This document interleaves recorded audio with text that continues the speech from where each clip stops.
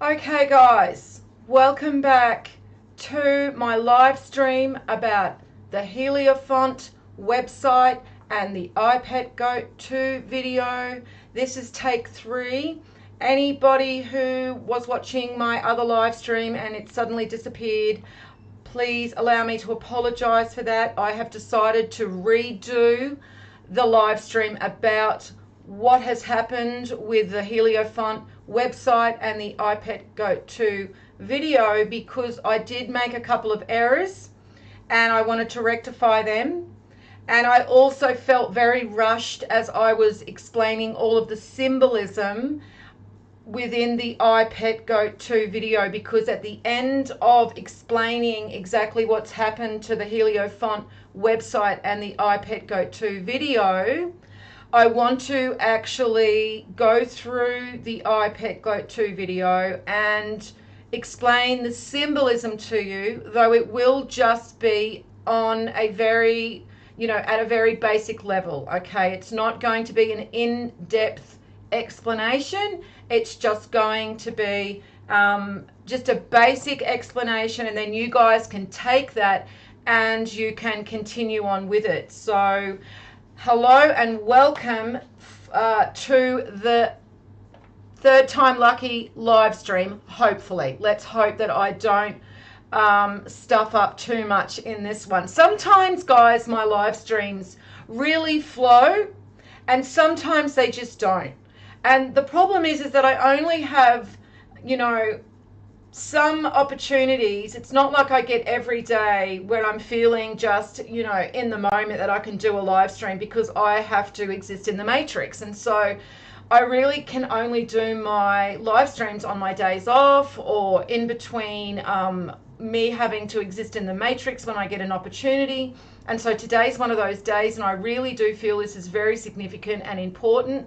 So I did want to share this with you guys and go through all the symbolism within iPet Goat 2 as well, because it's just so significant. And I just feel that this situation with Louis Lefebvre deleting iPet Goat 2 and deleting his website is too important to ignore or leave it just to a few random websites who haven't really done a lot of in-depth research into the esoteric knowledge to try and give their opinion, because pretty much that's all I've found so far. So with all of the knowledge that I have been researching over the last 12 years, I want to use that to try and explain to you guys what's happened with the website and why I feel that this is so significant. So hello to Matt and hello to Rochelle, who's going to be the moderator for the chat, though I don't think we're going to have too many problems tonight, Rochelle, hopefully. So let's get stuck in, shall we? So as you can see by the first couple of pictures that I've got in the loop of pictures that I'm showing you, the website of Heliofant and all of the videos on the Heliofant YouTube channel have been taken down. And so let's go into the sequence of events as to why that happened and to what else was published on the Heliofant website before this was taken down. So on July the 3rd, 11 years and 9 days after uploading iPet Goat 2, Louis Lefebvre, who is aka Heliofant, uploads a clip after not uploading any other content since the video iPet Goat 2 was uploaded on the 24th of June 2012. So literally, guys, he hasn't had anything on his channel at all other than the iPet Goat 2 video. And then on July 3rd this year, he suddenly uploads this video clip of himself or somebody holding a camera and walking along the old port of Montreal. Now, I'm actually assuming that it is Louis Lefebvre, because he is from Canada, and he's walking along the boardwalk of the old port of Montreal as he is videoing all of these different objects and sites along the boardwalk. And I want to explain to you what he is trying to relay to us with the symbolism that he's showing with that video clip. Now, before I do go to explain the video that he did put up on his site, I just want to let you know about this little blurb he's got in French, which he's put up on the Heliofant site before he actually took everything down. Okay, so on the 3rd of July, he put this sentence on the Heliofant site, and it basically says, the people that live over in Israel are people with very bad intentions. So he put this on his website on July the 3rd, okay? And this is well before October the 7th, and we know what happened on October the 7th. So it seems like he was actually trying to alert us to something that was coming, okay? Now, you're actually looking at a advertisement created by Danny Wilton when myself and Danny Wilton were basically doing a podcast called Serious Rising, and we interviewed Louis Lefebvre and we asked him all about the iPet Goat 2 video symbolism. It was not really an in-depth interview. He really didn't go into everything, into a lot of detail about why the certain symbols were used. I remember Danny was very interested in the symbolism of Orion that was in the video, because he was researching into Orion and he basically uncovered how important Orion is to everything, and he found out that the Vatican were actually hiding the importance of Orion right in front of our faces. And so we basically just interviewed him about the video. As I said, it was very on the surface discussion. It wasn't very in depth. There were things that I probably should have asked, but I didn't, because remember, this was 2012. I hadn't even actually started really researching seriously. I was still very much in the beginning of my journey into researching everything. I hadn't even understood about the divine race. I didn't really even understand that there was a creator. I was still calling it source. I was still pretty much into the New Age and Christ consciousness and all of that type of, belief. I was, still caught up in the surface level of symbolism. I hadn't really looked any further and any deeper. But I do remember that he did say that he was commissioned to do this video, and that's what I want to tell you guys, that there is literally people out there, I call them the Brotherhood. They do have possession of this knowledge. They have been keeping this knowledge safe, okay, because we know that the Vatican, the Antichrists, went on a rampage around the world about 600, 700 years ago, trying to destroy all traces of this knowledge. And what they didn't destroy and steal, they locked up underneath the Vatican. So they literally, what they didn't destroy, they stole and locked up under the Vatican. And so there is a group or people, I'm not sure whether they're a group or whether they're just individuals, who have actually got this knowledge. I'm just going to put my phone over there so it's not so loud when I get notifications. So yeah, and so they are literally commissioning these artists, these very talented artists, to put this work out, this knowledge out.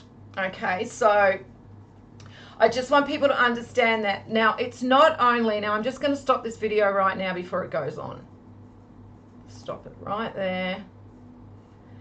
And I just want people to understand that I'm not going to stop it. I'm just going to go back, because I don't want to stop it and then not be able to start it, because sometimes it gets a bit glitchy.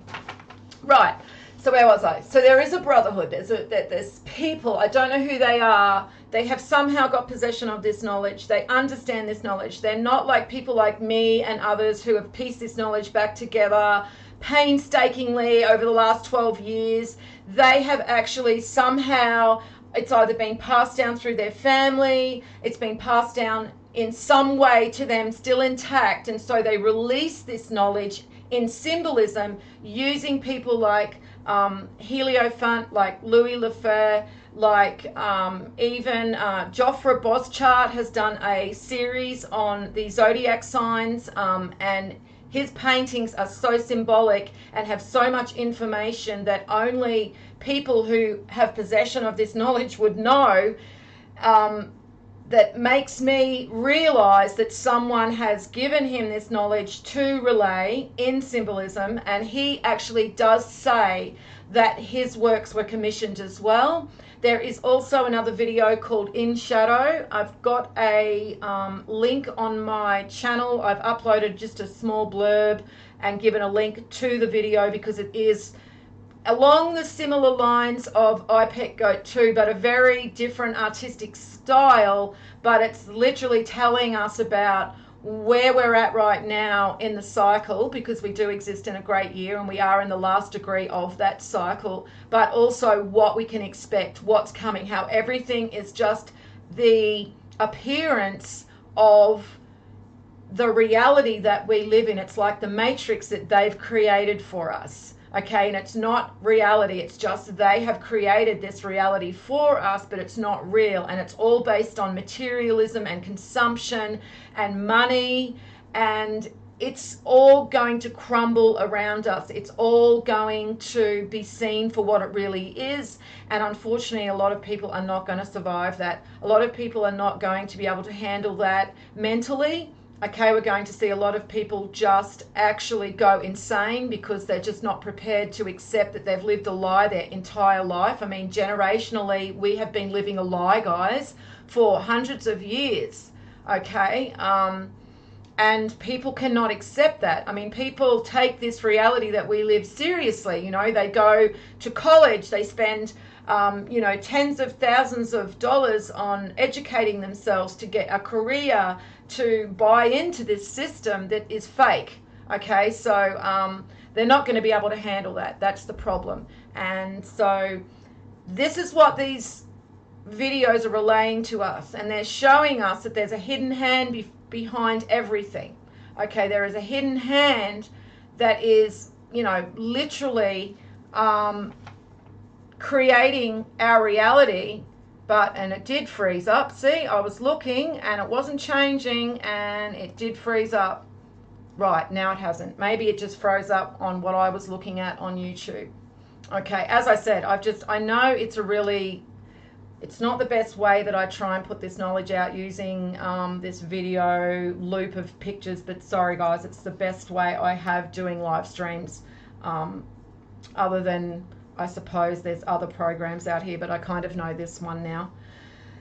So these people that have possession of this knowledge have given this knowledge, well, commissioned this work, and this is why we get this information, okay? And so basically on the 6th of September 2023, after Heliofant uploaded this video that I'm about to show you, and as I said, it's just him walking through the old port of Montreal and showing all of these different landmarks and giving us symbolic messages. He removed all content on the 6th of September 2023, and the 6th of September 2023 numerologically equates to 22. Okay, 22. So the video Hibiscus Dreams, Sirius Rising video that we did of the interview with Louis Lefebvre is no longer available to view unless Danny Wilton has saved it to his computer or to a hard drive, and unfortunately Danny is no longer active on YouTube, And the site that we used to do our podcast through, because back in 2012 we didn't actually have a live stream function on YouTube, so we had to actually use an external platform to host our podcasts. That is no longer in existence. I tried to find them today and it's just coming up that it no longer exists. So unfortunately I didn't upload it to my platform, my YouTube site, because Danny had it on his site. And I was having issues at the time because I didn't have very good internet, and it was quite like a long interview, about an hour and a half or so. And I remember there was an issue with me having to get the video from Danny, having to get the file from Danny and then upload it to my platform as well.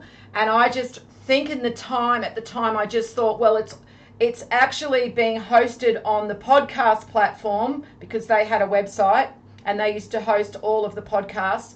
But also Danny had it on his YouTube channel, and Danny was the most popular one out of the two YouTube channels. So I kind of thought, well, he's got it on his channel. You know, I was eventually thinking I would put it on my channel, but I just never got around to it. And yeah, so no, unfortunately, unless Danny has kept that video, that interview, somewhere on his computer or somewhere on a hard drive, and that's probably, you know, a long shot, because I know I've crashed so many computers and lost so much data. That could have very well been the case to him. I know he was probably a little bit more dedicated to ensuring his equipment and computer and everything was saved than I was, but yeah, I don't know if he would still have that. But as I said, he is no longer active on YouTube, so I don't know. Unfortunately, I can only just give you a bit of an idea of what the interview was about.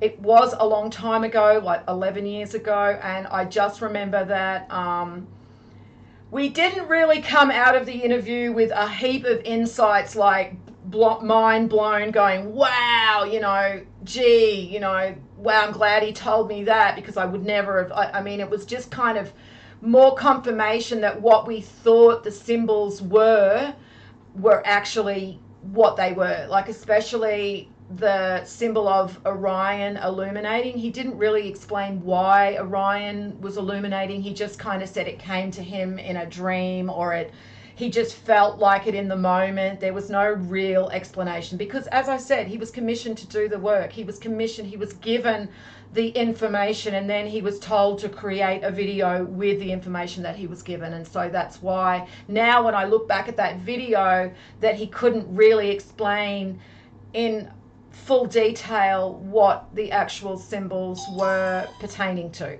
Okay, so yeah, I think maybe later on he might have done a couple of videos where he did try and put forward some information, but at the time he told us it was just something he felt. It was just something that came to him, you know, and that he just wanted to put it out. It was in his imagination and he just wanted to put it out. So that was pretty much the information that we got. So look, I'm just going to get back to the beginning of the videos, the video footage that he uploaded before he took his site down, and let's go into what this is all about too. Okay, so right, so we've got it on screen now. So he starts out his video clip. So remember, this video clip, he's had nothing on his site other than the iPet 2 goat video for 11 years, and then suddenly on the 3rd of July he uploads this video clip. Okay, and it's not very long, it's only a couple of minutes. It's not even in existence anymore. I got this off another person who tried to do a decode, and I literally just took the screenshots from him because he was pretty much incorrect in everything that he said.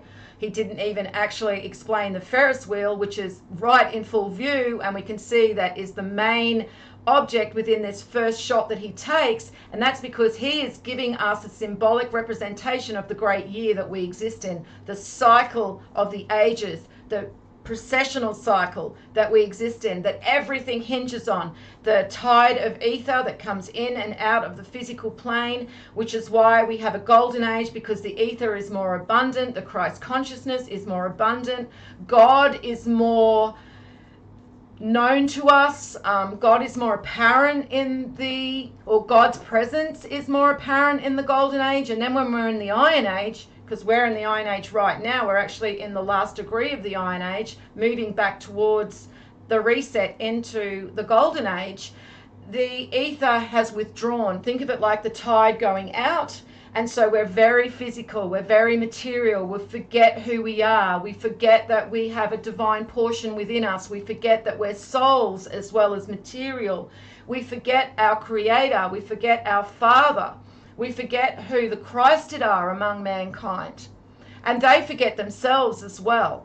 And so that is what that's representing.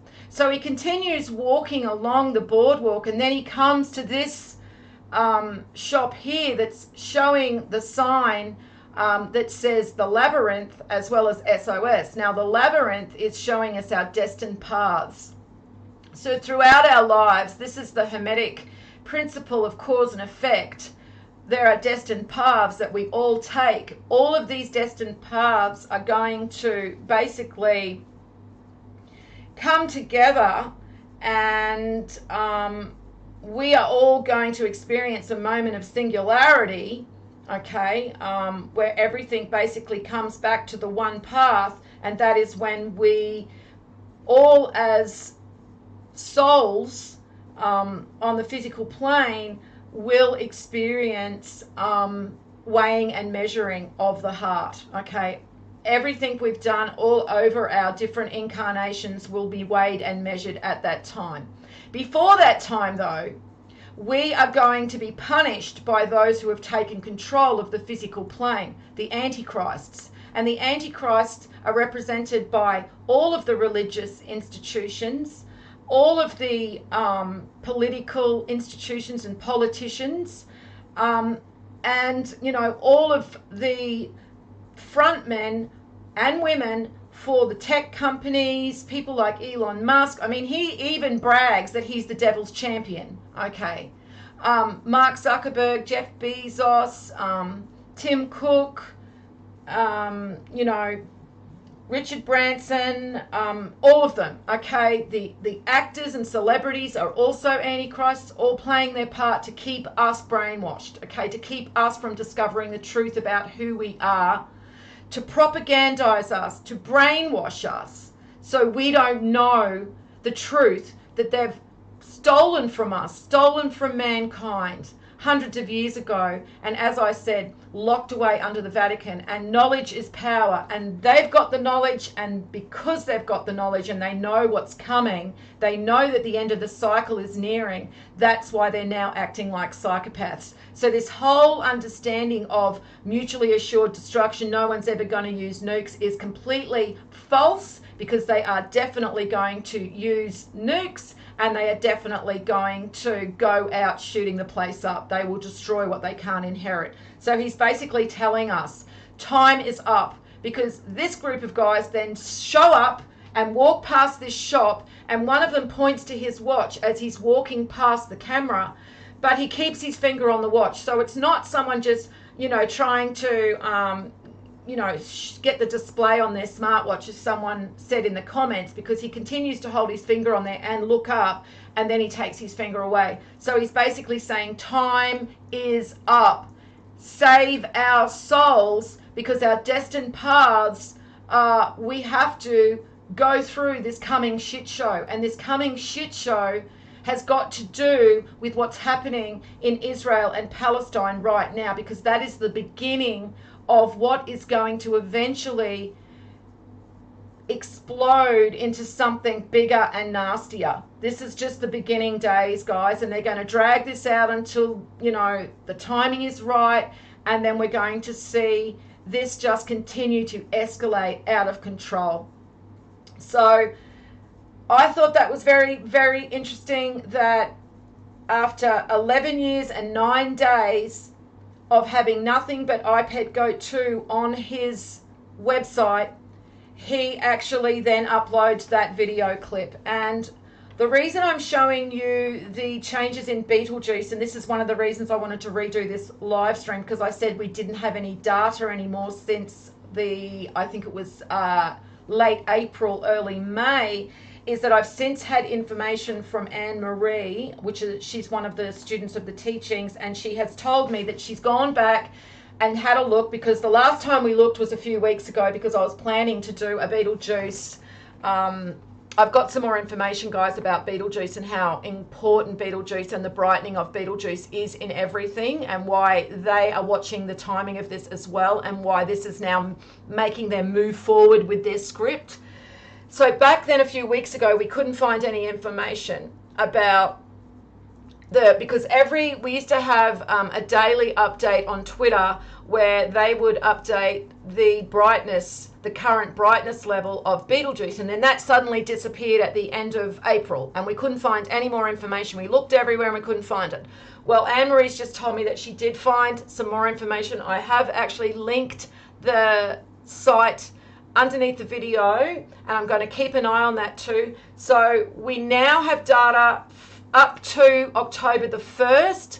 That's the last time that they have provided any data for us for the brightening of Beetlejuice. But you can see, I will show you the graph. I've actually screenshotted the last graph that they have provided us. There is a heap of information, a heap of data is missing.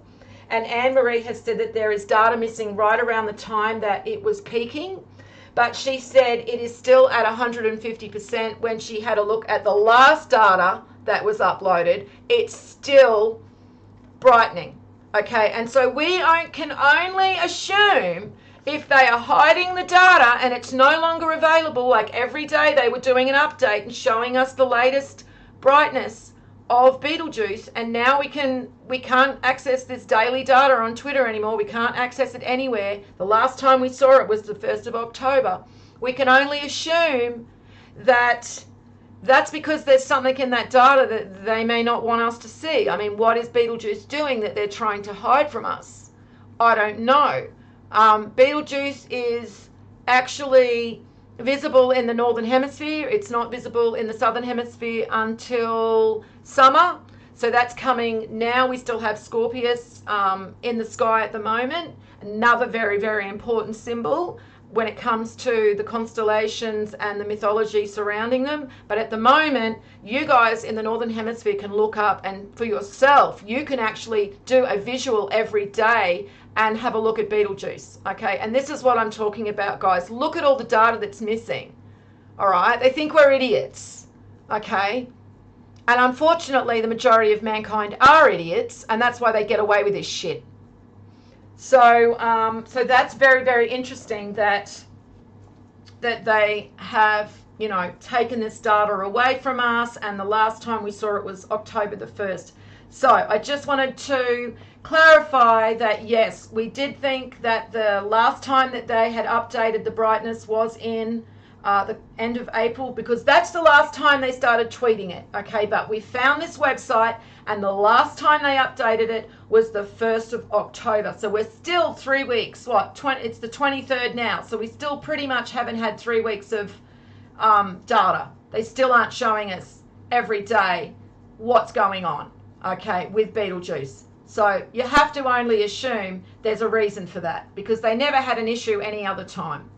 So I just wanted to bring Beetlejuice up because the Beetlejuice started brightening, and then we see that Heliofant actually uploaded that clip on July the 3rd, so that was like a month or two after. So Beetlejuice started brightening, I'm pretty sure it was the beginning of May or the end of May and towards the beginning of June. That was when all the articles started coming out about it. So I'm sure it started brightening before then, but they were watching it to see if it would dim again and not, you know, actually address it and bring any attention to it. And then when they realized it wasn't going to dim again and that this was it was brightening, that's when all of the articles came out about it. And so anybody that's interested in seeing the connections I'm making with Beetlejuice and all of the ancient knowledge, then I do have a live stream that I did about that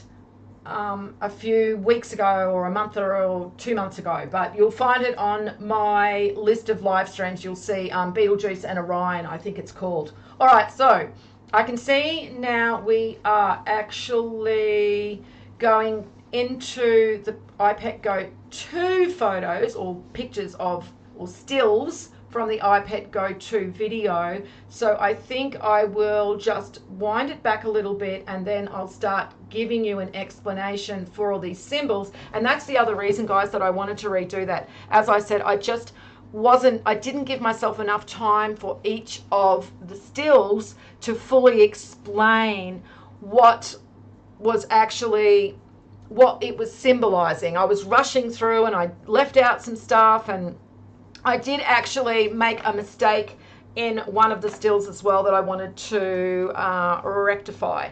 So let's just go back to the beginning, and we'll start with this. Well, we probably don't have to, because it's pretty self-explanatory, isn't it, guys? I mean, we've got, it looks like Satan's hands with a money ring, and he's a puppeteer. And this is exactly what the hidden hand is. This is exactly what the hidden hand is. This is exactly who the Vatican are. This is exactly who the Jesuits are. This is exactly what they've been doing and what they do right now with all of our politicians. They're all puppets, guys. They're all on a stage. It's all a stage show, okay? Now, people seem to say that. I see people say that, but people don't actually believe it, because I see people still playing into the left-right politics when it's, you know, all a stage show. Every single politician up there, no matter what they say to us, no matter how much they try and make out they're our friends, or they're against the other side that we hate, they're just telling us what we want to hear, because they are all puppets. We can even see that George Bush here, he's got the strings on his arms and on his body as a puppet, and he is being directed in what to say. And in this part of the video, he even does a dance, okay? He even does a dance. So it's all an act. It's showing us it's all an act. And see how he's got the dunce cap on? Well, his character that he had to play was the idiot, was the bumbling son that was only where he was because of his father. And he wasn't really smart, okay? And that was his character. And then we have Obama, who comes in after him, and he had a different character. He was the suave guy, the smooth talker, the one that told us everything was going to be okay. Hope, you know, it was all going to be good. He was going to fix everything, you know, but he was just another character as well, just lulling us into this sense of security, you know, this false sense of security. Okay, and then we have Trump. You know, Trump, who was going to make us all rich, you know, who hated Hillary, who hated the Clintons. And what did he do as soon as he was in office? He literally gave a standing ovation to the Clintons at the congressional luncheon. He literally got everyone to stand up as they were in the room and clap them while he was standing at the front and gave a big speech about how great they were, okay? And then when he was on 60 Minutes and they asked him, is he going, you know, are you going to lock them up? Are you going to lock her up? He says, no, they're good people. Do you not see they play us for idiots? And the problem is that people are so brainwashed, they don't think about these things. They ignore everything negative that Trump does, and they only focus on the positive. And then the negative, remember what they used to say when, you know, he was doing all these things like, you know, this stuff with the Clinton. Well, nobody even wanted to talk about that. You know, that was just like it never happened.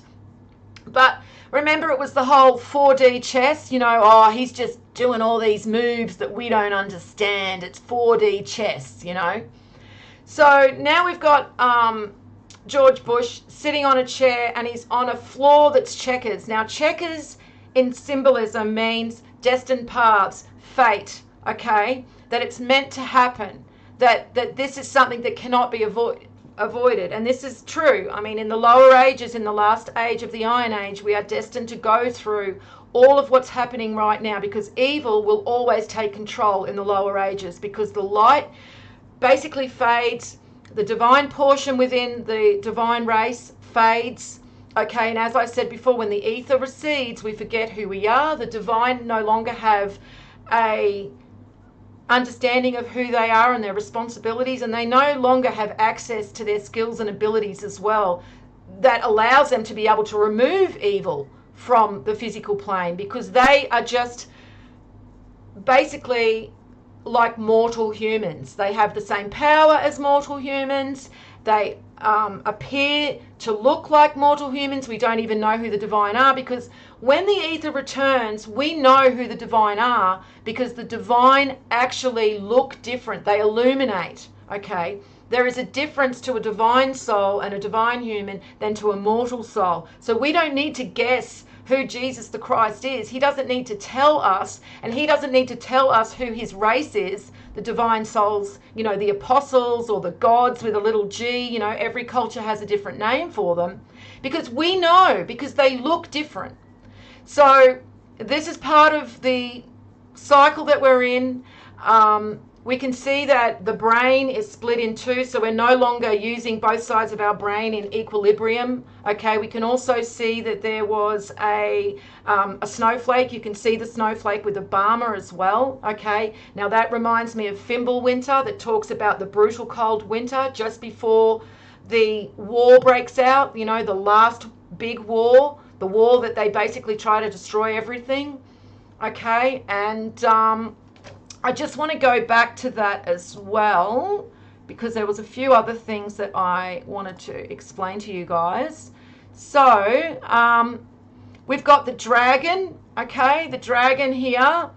Now, the tribe of Dan is symbolized by the serpent and the dragon, and the tribe of Dan is also equating to the firstborn divine son of the divine race as well, or the divine tribe. Okay, so each tribe within the divine race is male, female, and then you have 288 individual souls. And so we can see that there's no equilibrium, there's no cohesion, and again we have to use our brain and our heart. We can't use one or the other. We can't come at everything as an intellectual, because some things are beyond the intellect. Some things, you know, you can't just use your intellect to see everything in the material world, because half of our existence is beyond the material. It's the ethereal.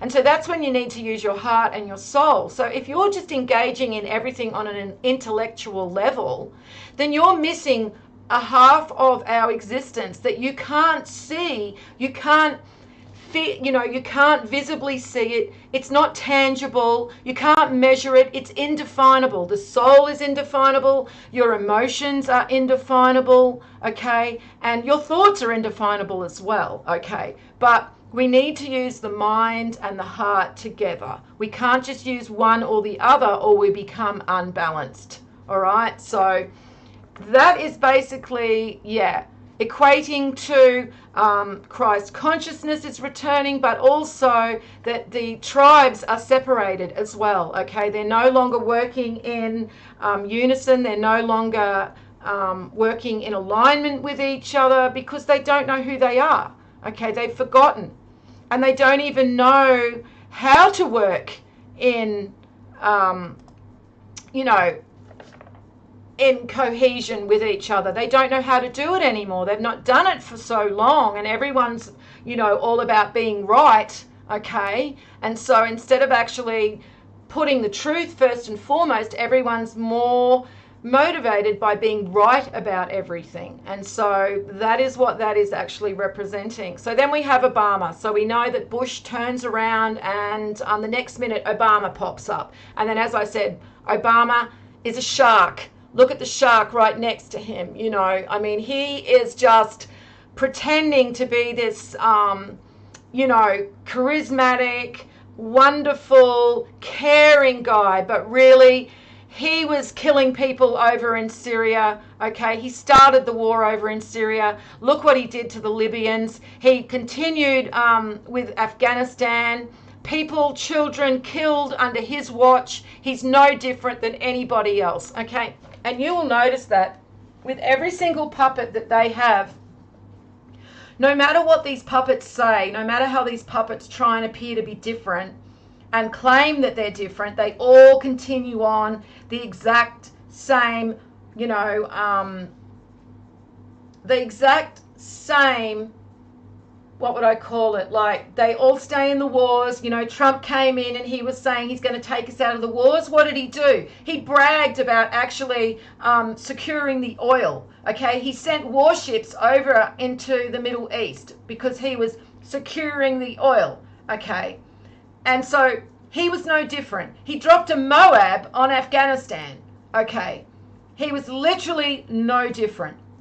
And we can see with Biden, even though he got out of Afghanistan, you know, everyone's like, oh, you know, we're going to have peace, we're getting out of the Middle East. No, look what he's doing now. He's sending warships over, and he is just lockstep with the Israeli politicians. I've got to be careful about how I speak about this because the algorithms are going to pick up on what I'm saying, and I've already been banned from commenting for 24 hours. I only got my privileges back to comment again this morning, and it was because apparently I was spamming. And I mean, I don't know what they mean by that, because I never copy and paste anything over and over and over again. Every time I reply to someone, I am using just the facts and knowledge and information to, you know, basically enlighten these people. But apparently, according to YouTube, yeah, my behavior was not in accordance with the terms and conditions of the site, and so they took away my privilege to comment for 24 hours. So that's just the beginning. I know eventually they will take my channel down. All right, so let's have a look at the next still from the video. We've got the soul is now starting to investigate. This is the people who are waking up around 2011, 2012, and they're starting to question. They're starting to look for answers. Things don't make sense. Things don't seem right. There's something not right with the world. Why? Why do I always feel there's something not right with the world? I want to understand what's going on. And I do think that in 2011, right around the time that we had the big earthquake over in Japan, and then there was the tsunami and a lot of shifting going on, I do think we had a surge of ether come in, and I think it heightened our consciousness, and there was a bit of a mass awakening. There were a lot of people that started getting very interested in researching everything, and you could tell because YouTube was just full of all of these channels, everyone researching, everyone actually looking for information and looking for answers, helping each other. I mean, YouTube was a very different beast back in 2011. Very different platform. There was no censorship.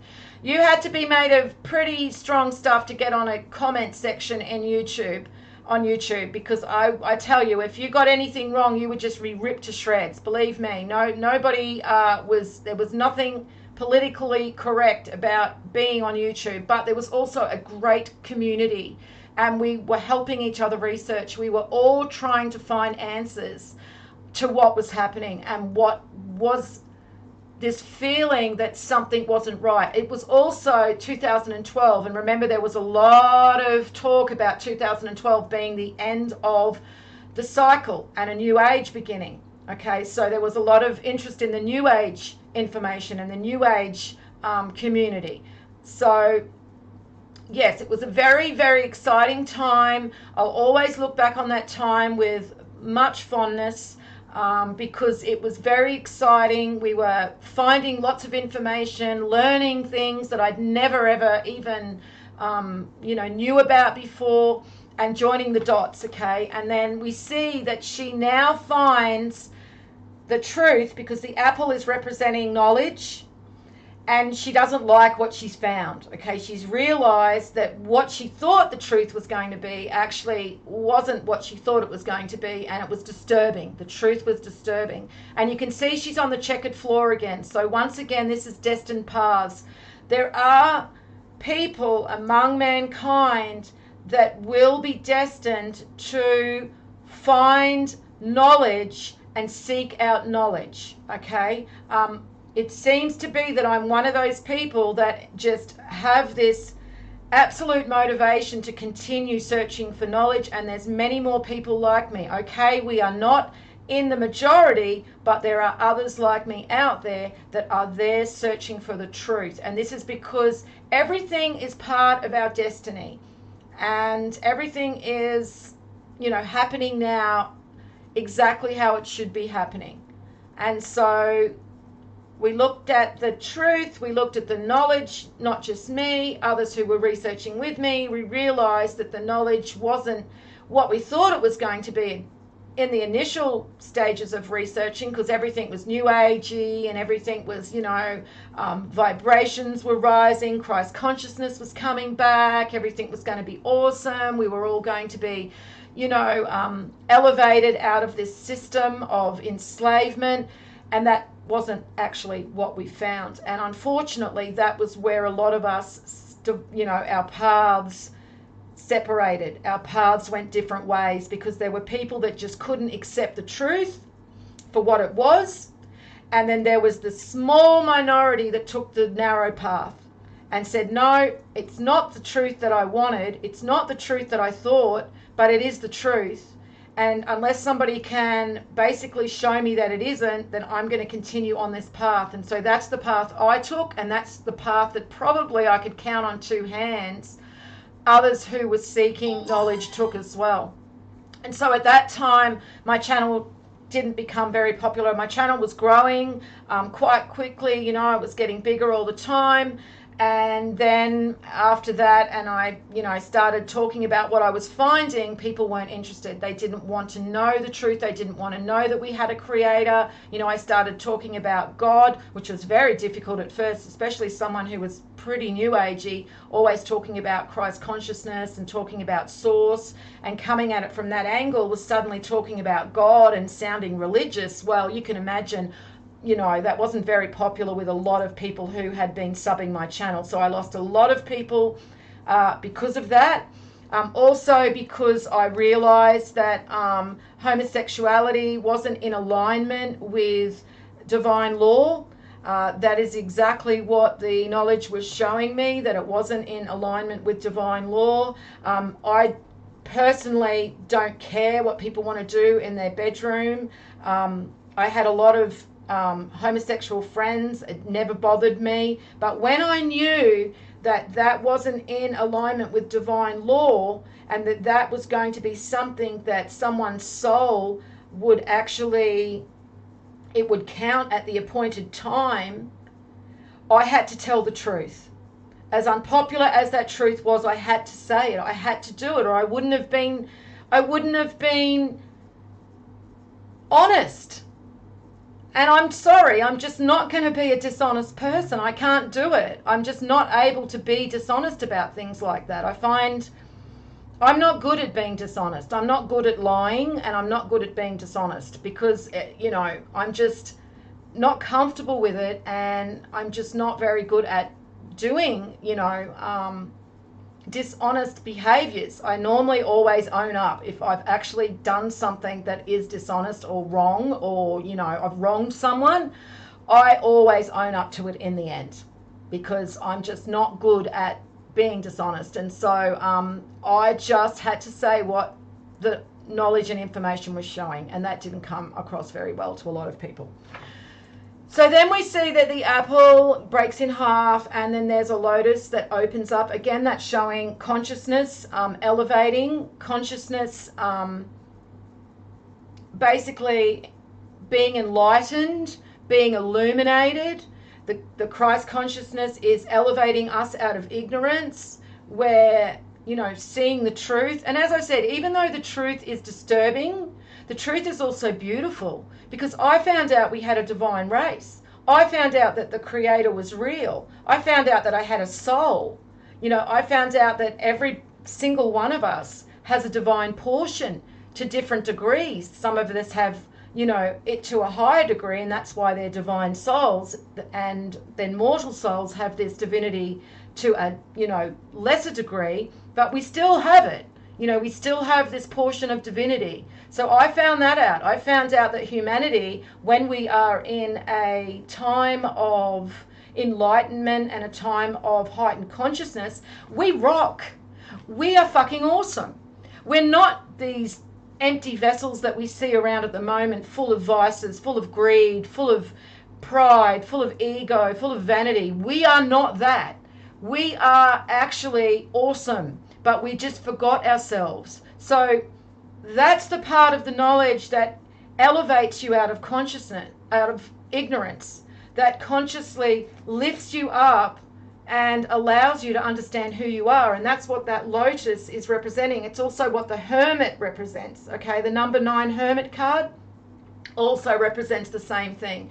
It's the understanding of who you are as a soul, and the understanding of the truth, the understanding that the material world is an illusion, and the understanding that these pieces of shit, they really have no power. They have power over the material world, but it's fading. And that's why you see Obama is starting to sweat. Okay, it's symbolically showing that they can see that the consciousness of humanity is enlightening, that is illuminating. Okay, which means their time is coming to an end. Okay, that they are running out of time. And that's what this is symbolizing. That's what this is representing, that they know that they're on borrowed time now. Okay, and they've got to play their script out, because that's literally why they created Israel in 1948, to do exactly what they're doing right now. It's all part of their own version of biblical prophecy. Okay, because this is the way that they say fuck you to the Creator.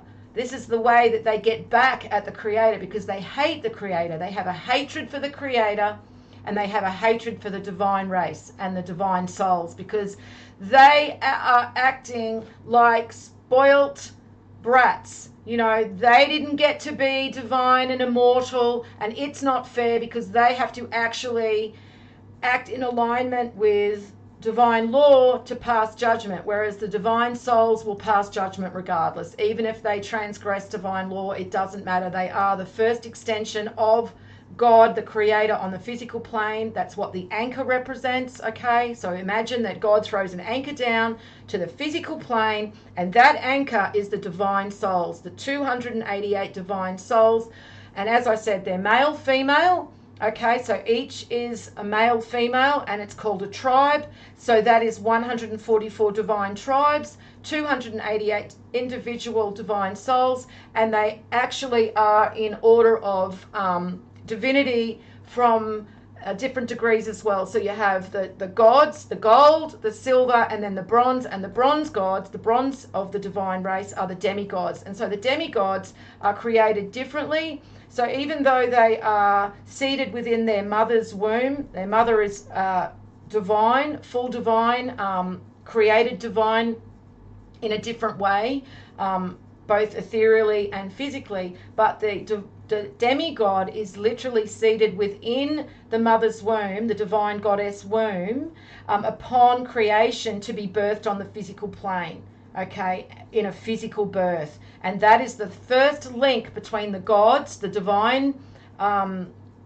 with the higher degree, than with mortal man. There's like the link. That's why little baby Jesus is so important symbolically, and even within the whole divine operation on the physical plane, because he is the link between the gods and the mortals. Okay, he is the link between both, because he's a bit of both, even though he is a god. And when I say gods, I'm saying with a little g. Okay, even though he is a god, he's still had a mortal birth, and so that makes him also able to connect on that level with mortals, whereas the gods are quite foreign to mortals, different, because they are, you know, the direct extension of the Creator.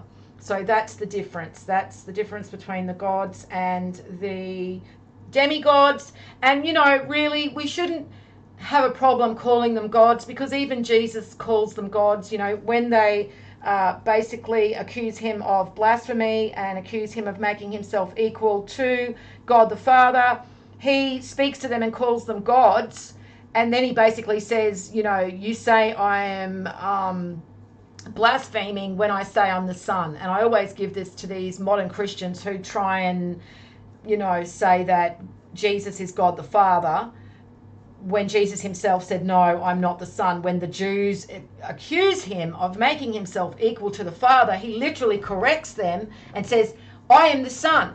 But apparently modern Christians are so brainwashed, are so propagandized, are so lacking in backbone, and are such fucking cowards that they cannot actually find the courage to follow the teachings of Christ and instead have to hang off the teachings of men and what these clergy, these corrupted clergy, have told them to believe, which is an absolute and, total fabrication, total lie.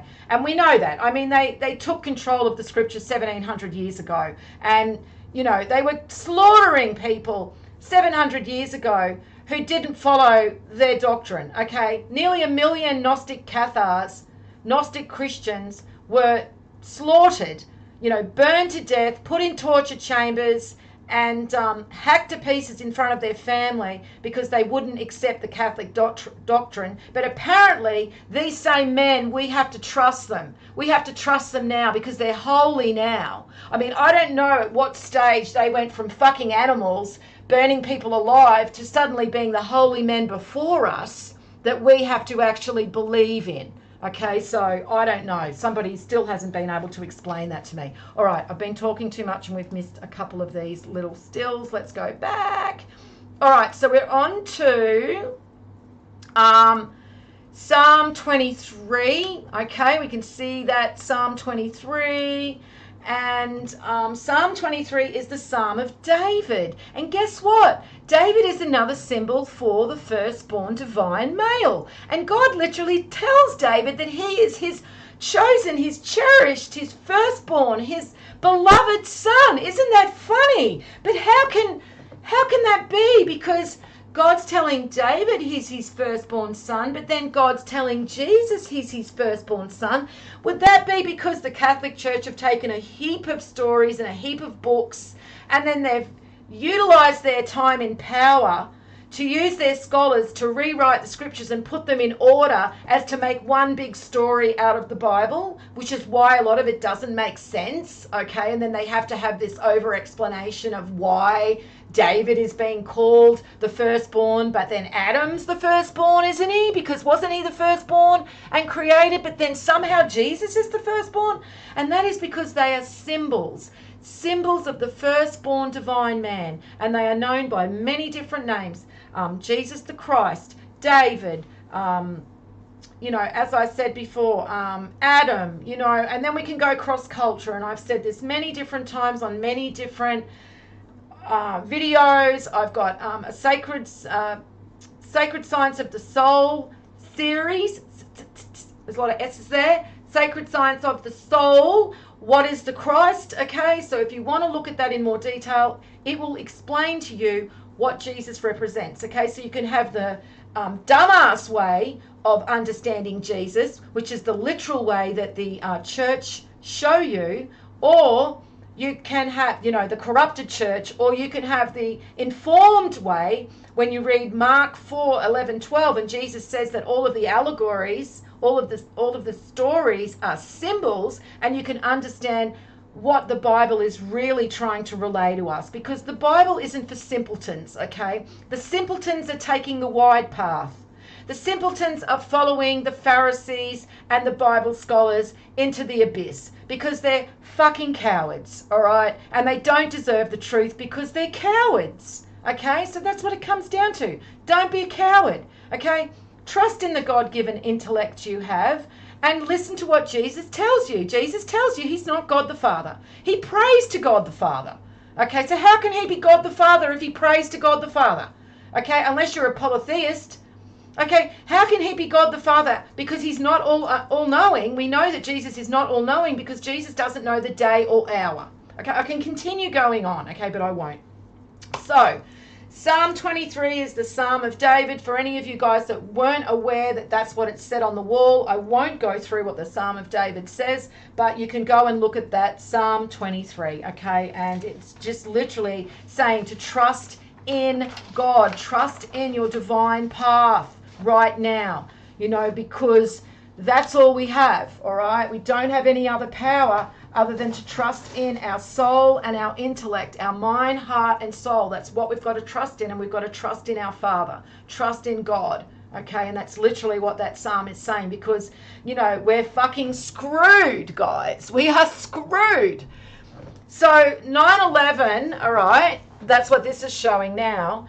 This is basically the Antichrist saying to the divine race, game on, okay? And they were using their puppets. Once again, Osama bin Laden was a puppet. We know that Osama bin Laden was a puppet, okay? They literally let the whole bin Laden family leave America, okay? And then we found out that it was actually the Saudis. 15 of them were involved in 9/11, but guess what? The Saudis never had to pay. We never went to war with the Saudis. No, what did we do? We sold them fucking weapons, and we still sell them weapons to this very day. The people who bombed the shit out of Americans, like literally killed thousands of Americans, the politicians, Trump included. Oh, remember his big poster where he was bragging about his, arms deals that he was doing with the Saudis, right? Even though literally beforehand, 2 years before he came into power, he is quoted as publicly saying that the Saudis were involved in 9/11. Wow. And then 2 years later, he's selling them weapons. Why? Because they're fucking mocking us, guys. They mock us to our faces because they know how brain dead the majority of people are and how propagandized they are. They can put shit in our faces and nobody will identify it. So that's literally when they said game on, okay? And that is why you can see that 911 was not only symbolically very, very important, but it was when everything started getting locked down, okay? They started locking us down. I often say that was when the nails in the coffin, started really being hammered in, and we started getting all of our freedoms taken away. So the party was over. Remember the 80s, we were partying, it was like greed is good, and we were all into the, materialism, and everything was awesome, and, the future was all going to be this technological utopia, and, everything was just great, okay? And then what happened?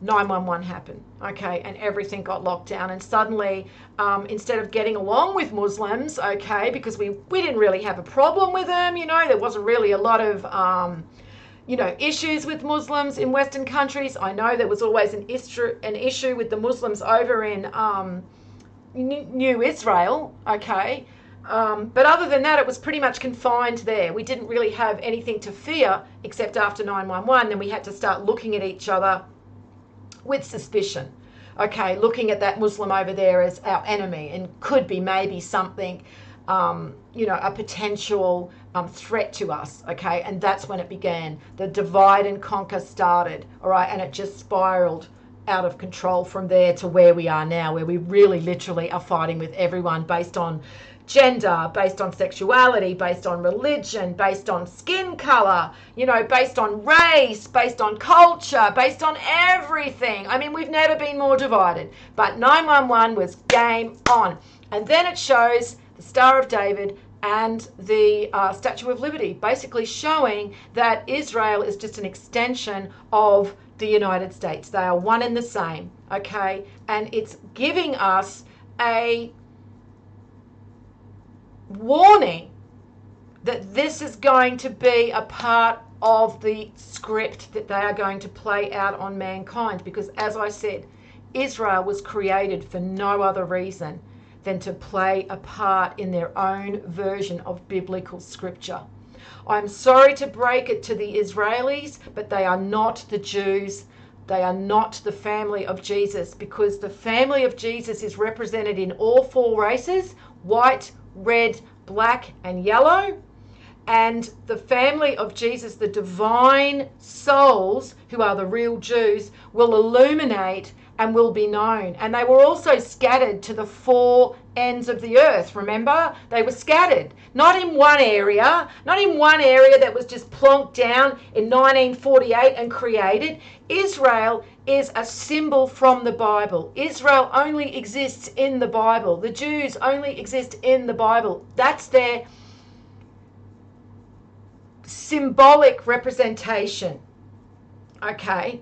It's all stories, telling the stories of the divine soul as they move down the cycle and forget who they are, okay? Forget God, go against God. God punishes them, Okay, it's not what's happening over there on a geographical location on the planet right now, because some governments with the backing of the Vatican, and we know how instrumental the Vatican were in World War II, okay, and knew all about what was happening to the to those who follow Judaism.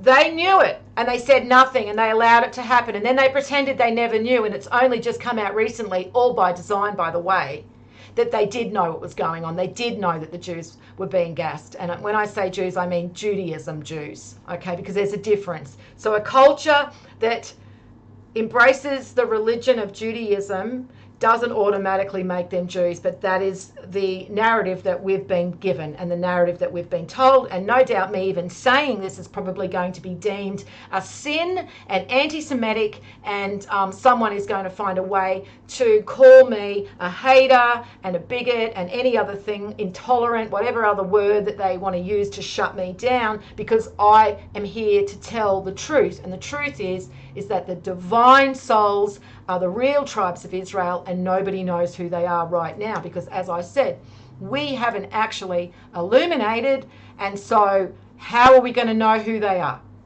Until they illuminate within mankind, how are we going to know who they are? And even though I said we, I want to make it clear that I do not know if I am a divine soul. Nobody does. So I dare not say that that is the case, because I have no evidence at all to say that I am a divine soul. All I can tell you is the knowledge tells us that the divine souls will illuminate, okay?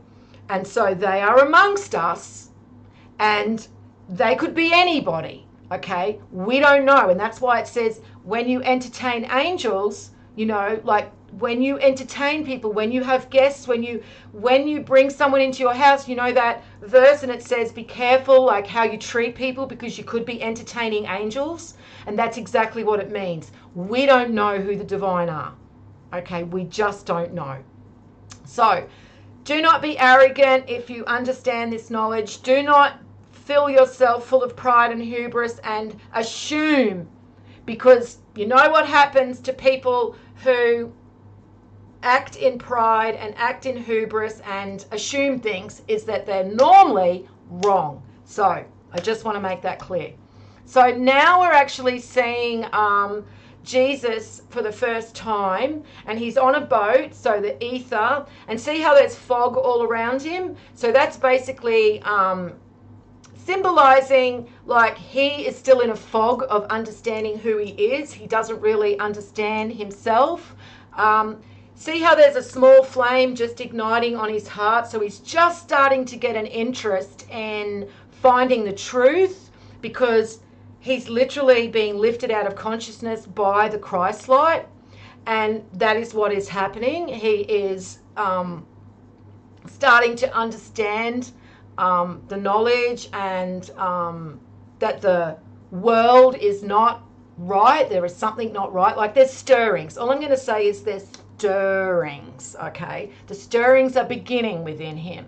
The stirrings are beginning within all the divine souls, okay? Because that is fated, that is destiny, because they are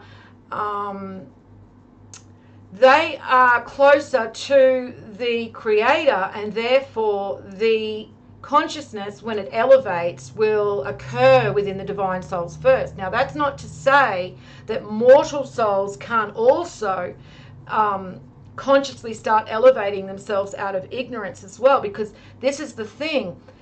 A mortal soul, and this is what it tells us in Hermetics, a mortal soul differs in no way to a divine soul if they seek out knowledge, okay? If they seek out an understanding for the knowledge, they in no way differ to a divine soul in the way that they can consciously elevate themselves. The only difference is that the divine souls hold the Logos in a different way, okay? And so this is more natural for them, All right, this is just a natural thing that happens to them. It's part of divine operation. It's part of their destiny. It will just naturally happen.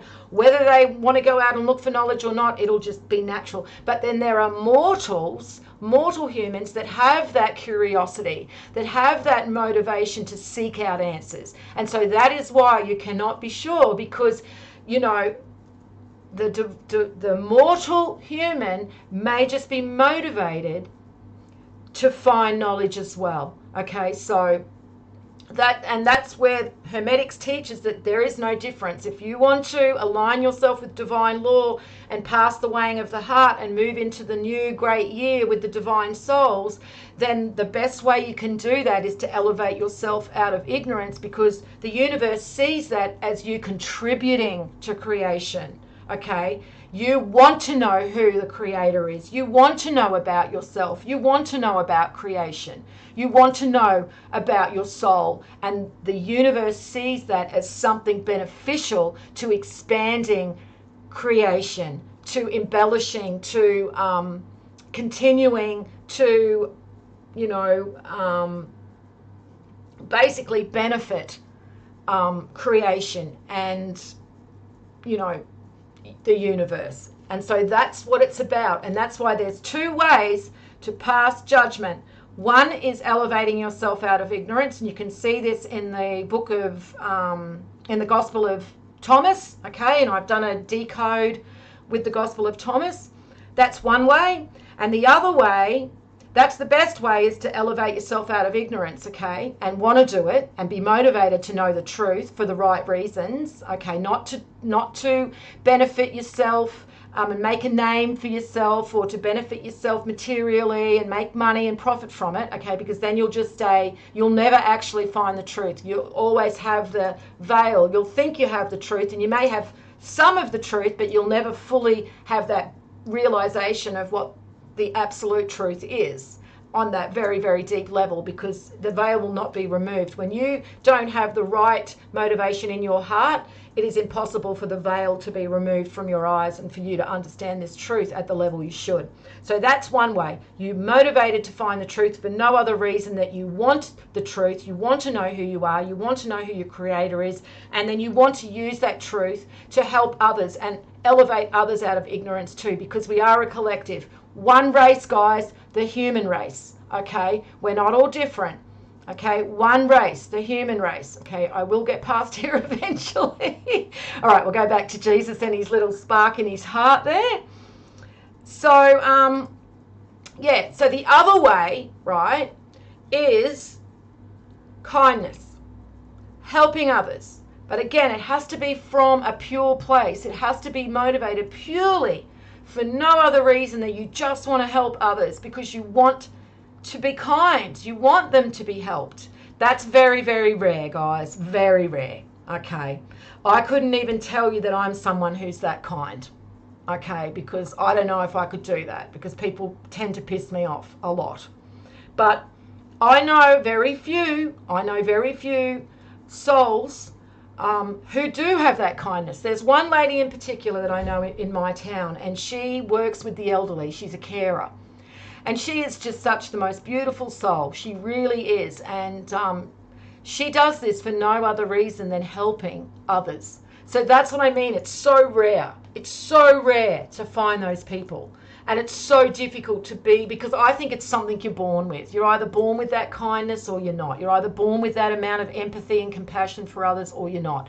So the best way to elevate ourselves out of consciousness and move through into the next cycle of the great year, prove ourselves worthy to the Creator and creation and the universe, that we are beneficial, that we are going to add something of benefit, is to elevate ourselves out of consciousness. It's to find the truth, to look for the truth, and don't stop looking until you find it. And as I've always said, don't just listen to me, because I'm just giving you beliefs otherwise. Okay, it's always going to be a belief. When I'm telling you this, and I can say, and this is why it is, and I've got all this cross-culture research, and I've done cross-culture theology and cross-culture mythology, and I've studied Hermetics, and I've studied Kabbalah, and I've studied archetypal symbolism, and I can tell you that till I'm blue in the face, and I literally do all the time.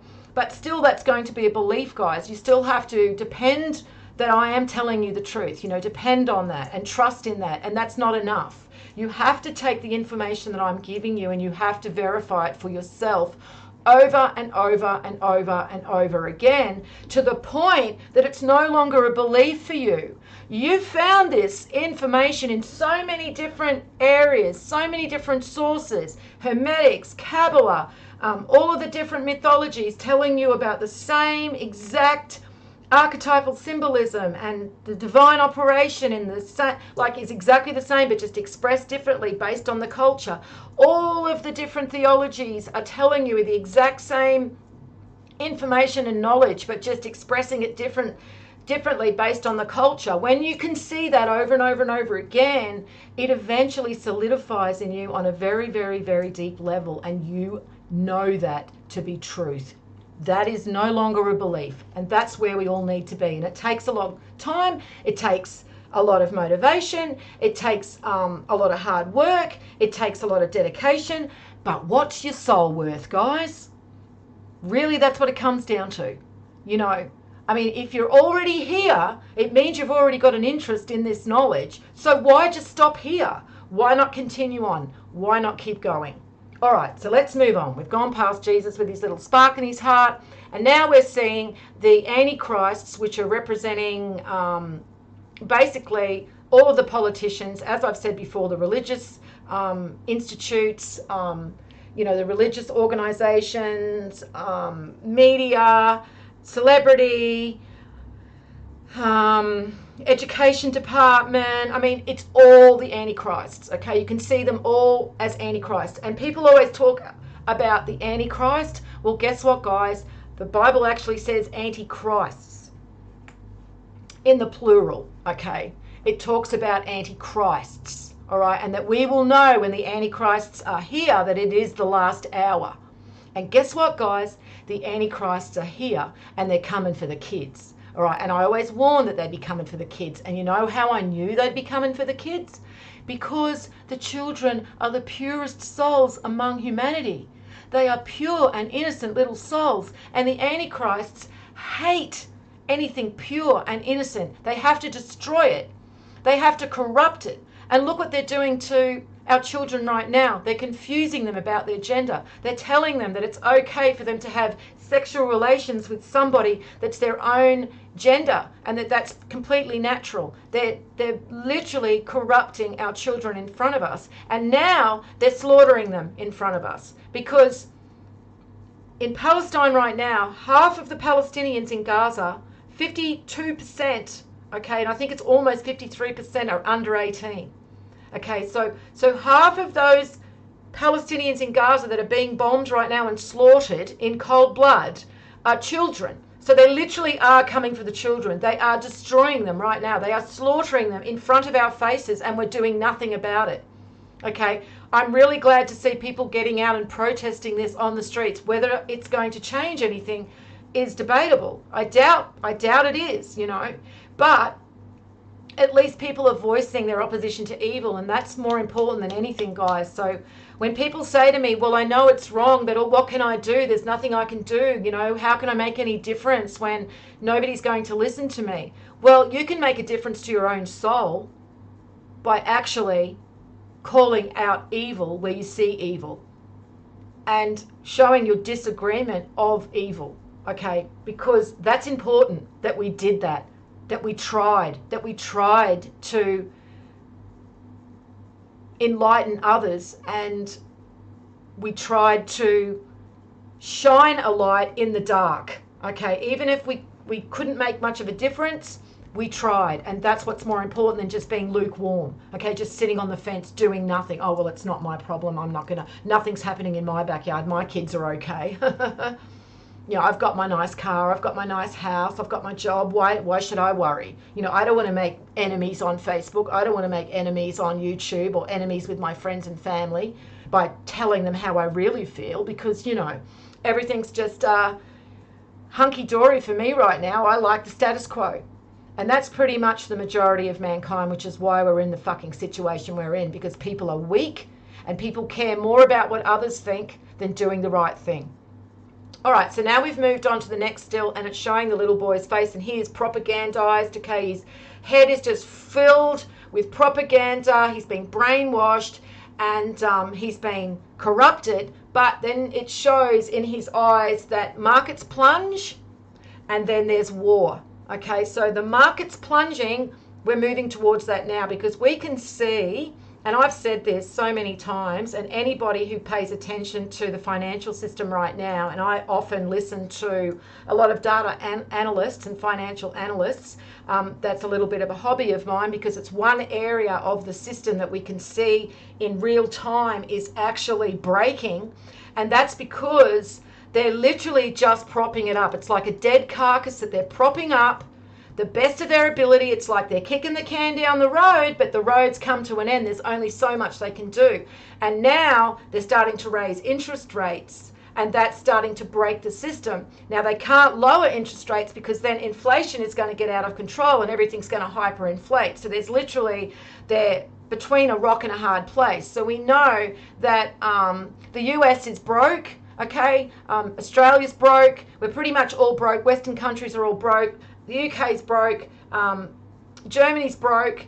Really, the only reason that America is still giving the illusion that they're not broke is that people still believe in the dollar, in the currency. But they're trillions and trillions in debt right now, and it's never going to be able to pay back. And even the interest on that debt is going to just continue to become so ridiculous that there's just no way that they can work their way through this amount of debt. They could never actually have a GDP that is going to work their way out of the amount of debt they're in, because it's just trillions and trillions and trillions of dollars. And literally $1 trillion, guys, if you were to spend $1 million every day, I've put this up somewhere before, I think it would take you something like 1,000 years or something to spend $1 trillion. I mean, people don't actually understand how much a trillion is. It's just another label that we throw out. Million, trillion, billion, but $1 trillion is literally a fuckload of money. Okay, lots. Like, so if you were to spend $1 million every minute, it would take you, look, I will put it in the description underneath. I forgot, but it's mind-blowing. When they actually explain it to you in that way, it makes you understand how much debt we are in. So we're literally financially fucked. That's what's going to weaken us. America's now fighting 2 wars, okay? So they're going to have to print more and more money to fight more war, okay? To continue arming Ukraine, continue providing weapons and military support to Israel. And so it's just literally digging the hole deeper and deeper and deeper, you know, and it's just not going to end well financially.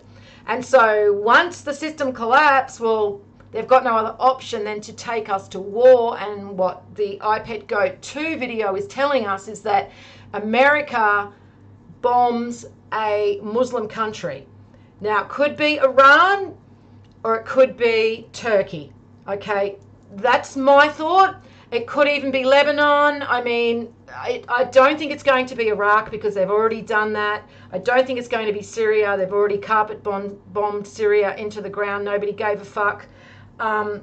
It's not going to be Afghanistan. They've already carpet bombed Afghanistan into the ground. Nobody gave a fuck. So all they've got left really is Iran, who, well, good fucking luck taking them on because they're not no Iraq or Syria, believe me. If you think that, if they have propagandized you to think that Iran is on the same level as Syria and Iraq and Libya, I suggest you go and inform yourself, because yeah, that's a whole different ball game if you're going to take on Iran, okay? And Iran have nuclear weapons as well. And Iran is actually backed by Russia, and Saudi Arabia is also coming out against what's happening over in Palestine as well. So they're going to do the dirty on us. They're going to actually stab us in the back. We know Russia hates our guts as well, and we know China doesn't like us. So the line has been drawn in the sand using this conflict now over in Palestine, and it's going to be the West on one side and everyone else who hates the West's guts on the other side, okay? And believe me, we all think that we're big and tough, you know, and we're the big big guys of the, you know, schoolyard, the big bully of the schoolyard. Pretty much I'm just like the little guy that hangs around the bully. Like my country, Australia, is weak as we're just weak. We're just nothing. We're cannon fodder pretty much. But we think we're tough because we're hanging around the bully, okay? And the bully's the US, all right?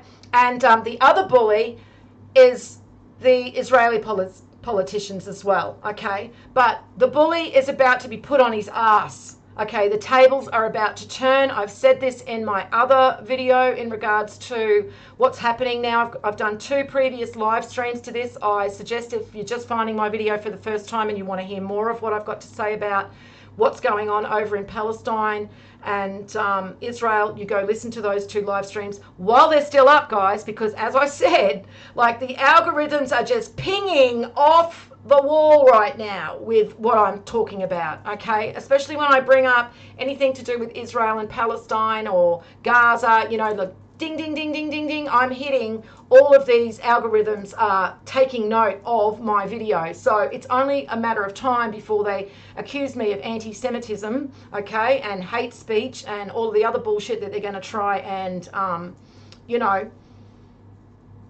accuse me of, and eventually these videos will be taken down. So yeah, it looks like we go to war with a Muslim country because we strike them, okay? And then we can see here we've got a nuke goes off.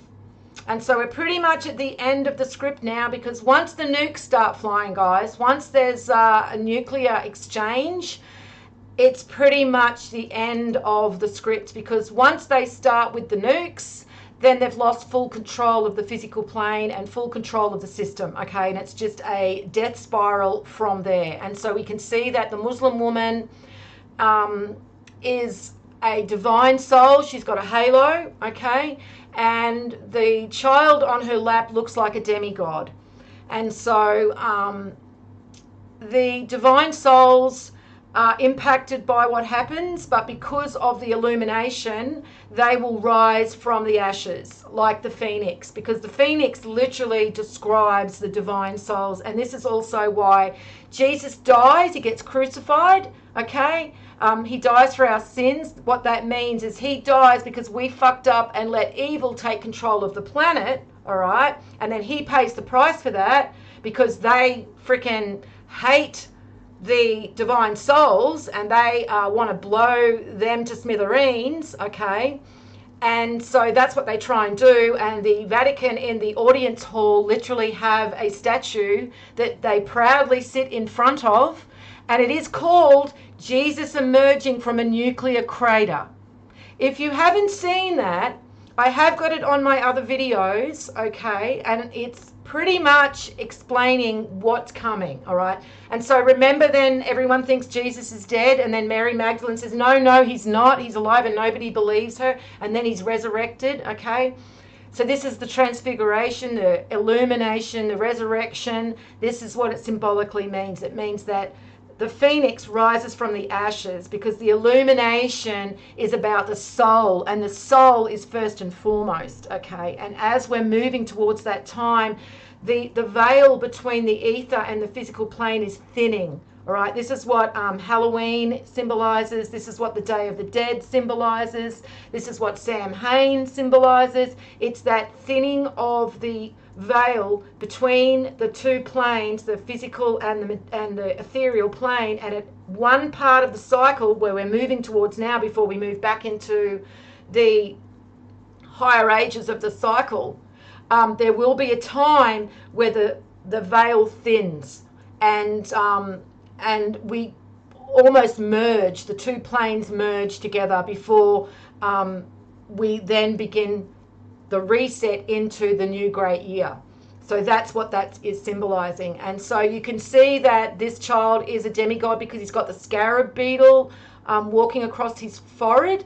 Now the scarab beetle is a very unusual insect. It actually does not have pigment for color. It has color that is illuminated through a cellular shape of his his shell. So the cellular shape of the shell of the scarab beetle reflects the light. It's the angle of light that changes the color and the illumination of the scarab beetle, and that's the symbolic importance of the scarab beetle, is that the angles of light change and illuminate the soul. Okay, and so this is what happens to the divine souls within mankind. It's called structural coloring. Structural coloring. Instead of pigment, it's a structural shape of the cellular tissue or the cellular outer shell of the scarab beetle that makes a change. Peacock feathers are the same, and peacock feathers are very important in the symbolism. You'll see it a lot in the Hindu, okay, and even in the Greek mythology. But yeah, there are many other insects and animals that have structural coloring. Butterfly wings as well, structural coloring. So just remember that if you want to look into that a little bit more. And of course, they knew that the color, the iridescent color, the glow on the beetle, on the scarab beetle, was caused because of the angles of light, and that was why they used that as an archetypal symbol. This is why they use nature as a way to symbolize divine operation, because nature never changes, okay? And the laws of nature can be transmuted from the microcosm to the macrocosm, okay? And so we can find an understanding for divine operation just by looking at nature, because we can transfer that to the macrocosm, to other areas, because that's how nature works, and divine operation in nature, that is how it works. All right, so let's go back, because I did miss that last one of that child that looked like the robot. So this is basically the Antichrists have full control of the children, and they are just vessels to be used and exploited. They are like just little robots, fully exploited. And so this still, where he's actually taking the ribbon and undoing it, it's literally releasing the children from their prison, and especially these little children who are in places like Africa and the Middle East, where the majority of humans are so brainwashed and propagandized that we don't see them as equal in value to children in the West with white skin, which is just fucking sick, because these are little pure innocent souls as well, and they hurt just the same, they cry just the same, they laugh just the same, they are no different to a little white child. And so they are going to be released from their prison as well as the changes begin. And we can see that the changes are starting to escalate now, and that is what this is symbolizing, that this little child is being released from slavery. And we also know, okay, that these children are mining mining cobalt, okay? I don't give a fuck what Elon Musk says, all right, about, oh, I'm going to go and source my cobalt with some other, better run humanitarian bullshit. Okay, these children are propping up the electric vehicle business, okay, the whole EV bullshit, okay. These children are being used so we can have a phone, okay, so we can have a big TV, so we can drive around in an EV. They are being used, okay, and utilized as slave labor. So they are going to be released from their prison, from their hell, because that's what they're literally living, hell right now. Now this one here is basically, I think, showing us that South America, so it is representing South America, because he's got a tattoo of Juanita on his arm, and well, where else is a woman called Juanita other than in South America? And it's basically telling me that the South Americans are going to ally with Russia and China and Iran and the other side of that line, where everybody's going to either be West or other side of the line where they hate the fucking West.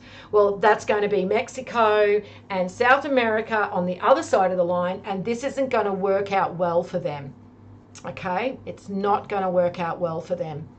So the tables are going to turn for a while though, guys, and we are not going to be the top dog anymore, okay? There is going to be a time where we are not the top dog, and that we have to reap what we have sown as indulgent and basically living a life of pleasure and vanity and ego and materialism and indulgent at the expense of others, okay? And that being people in the second and third world countries.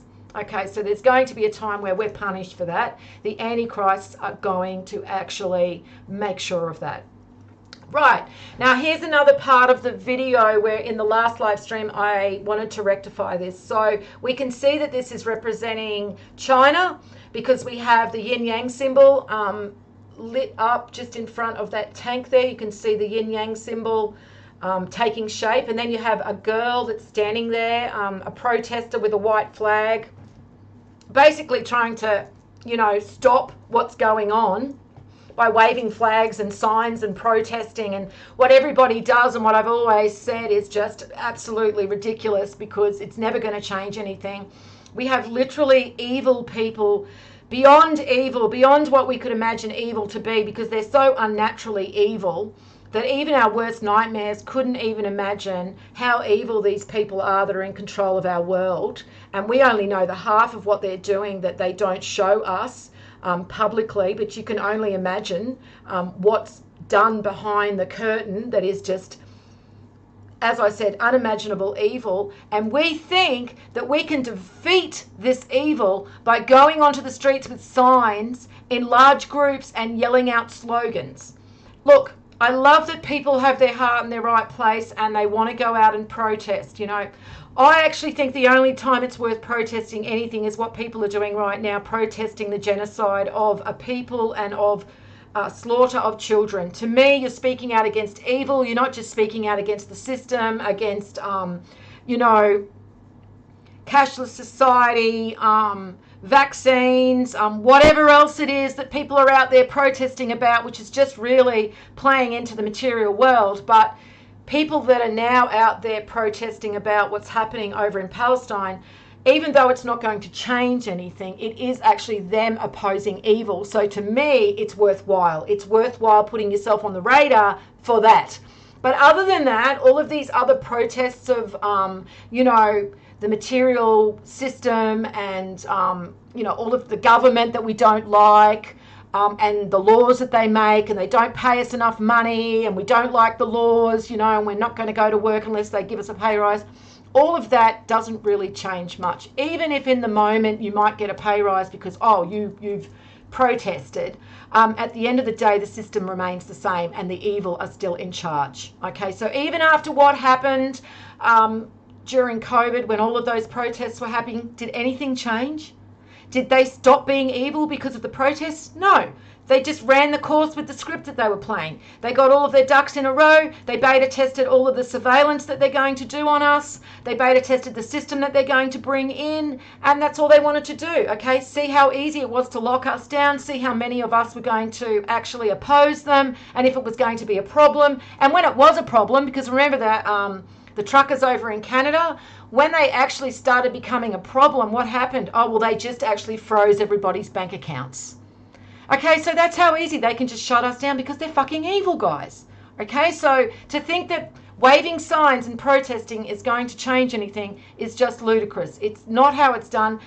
Resistance movements have always been done underground, not trying to gather support online in full view of the people that you're opposing who run the fucking platforms, okay? Because that's pretty much what we're doing. Oh, look, we're going to oppose you and take you out using the platforms that you own.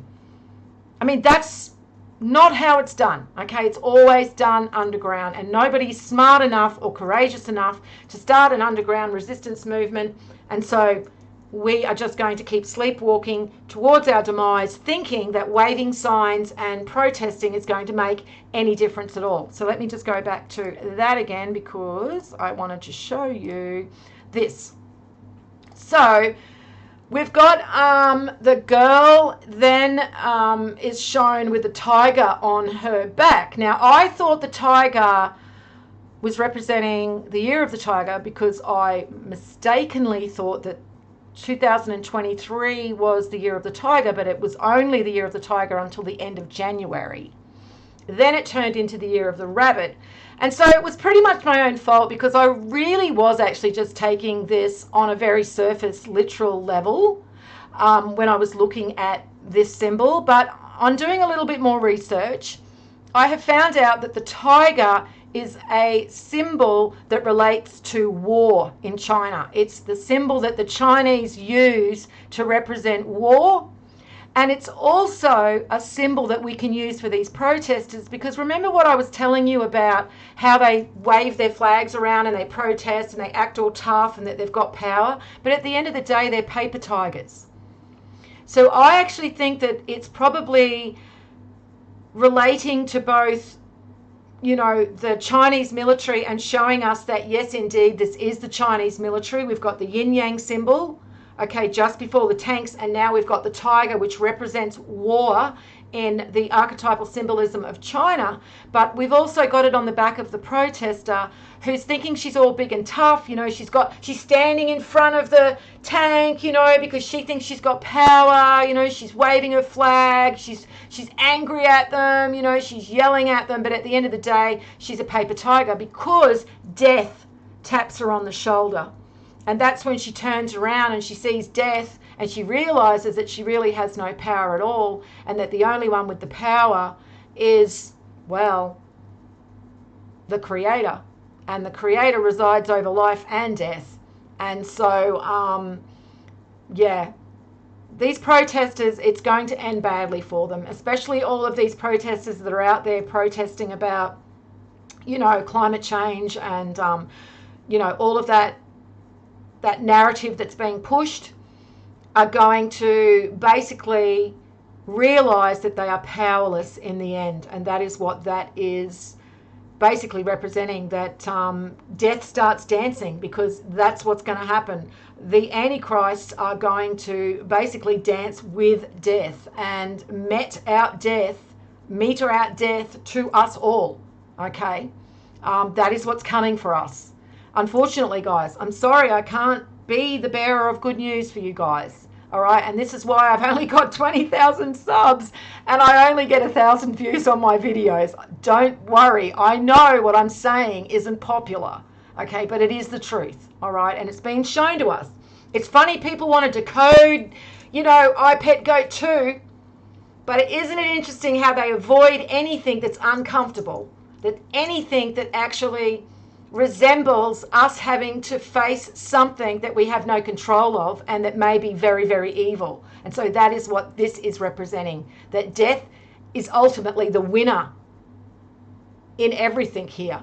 And they are going to wield their power and cause a lot of destruction and a lot of death, and all of these people that are holding up their signs and trying to stop, you know, what's happening by protesting are really not going to have any power at all.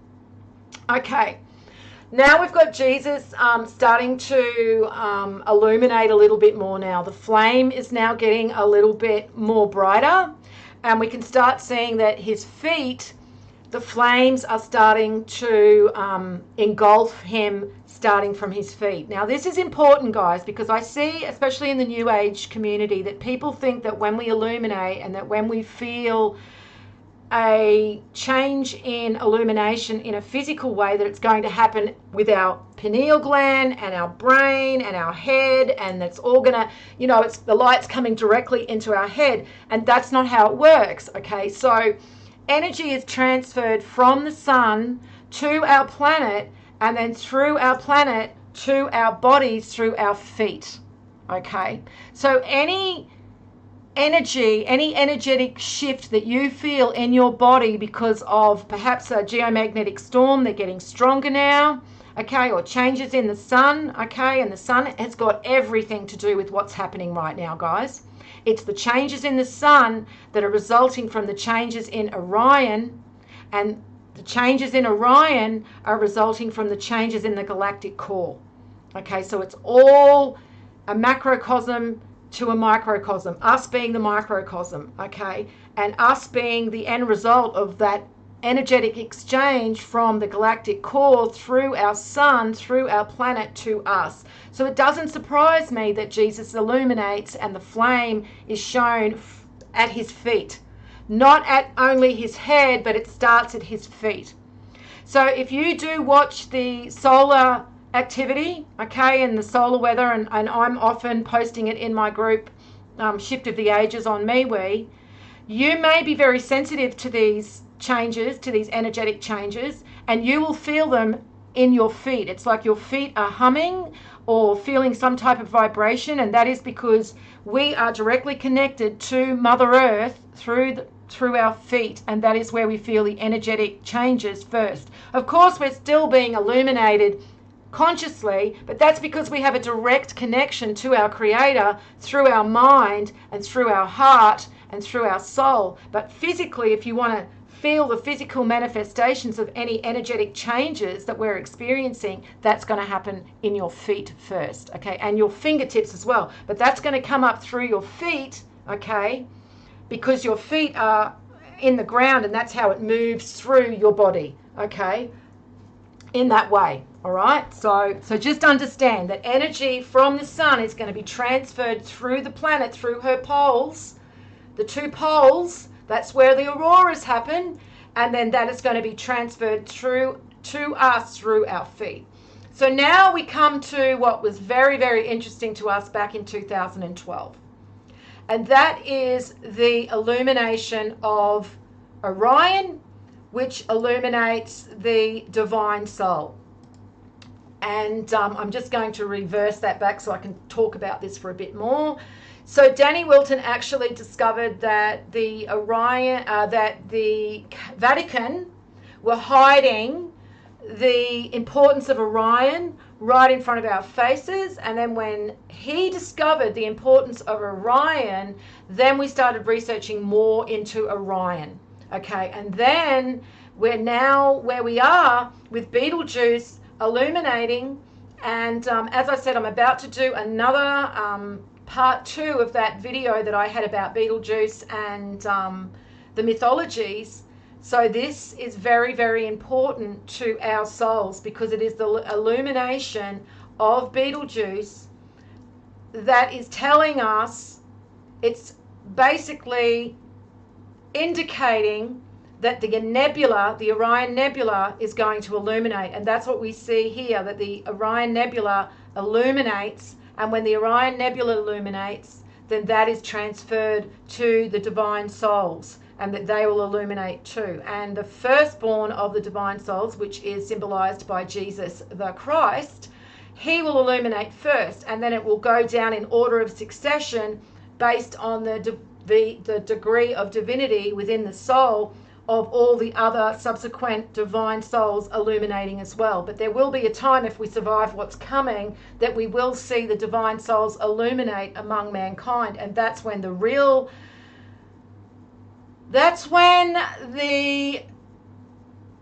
Christed return with the sword. And that's where we see the mythology of Kalki, destroyer of filth, okay?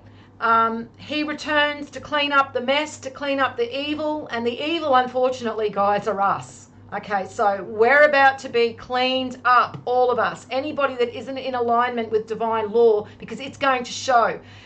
The illumination of the divine souls is also going to illuminate mortals, and we're going to be seen for what we are.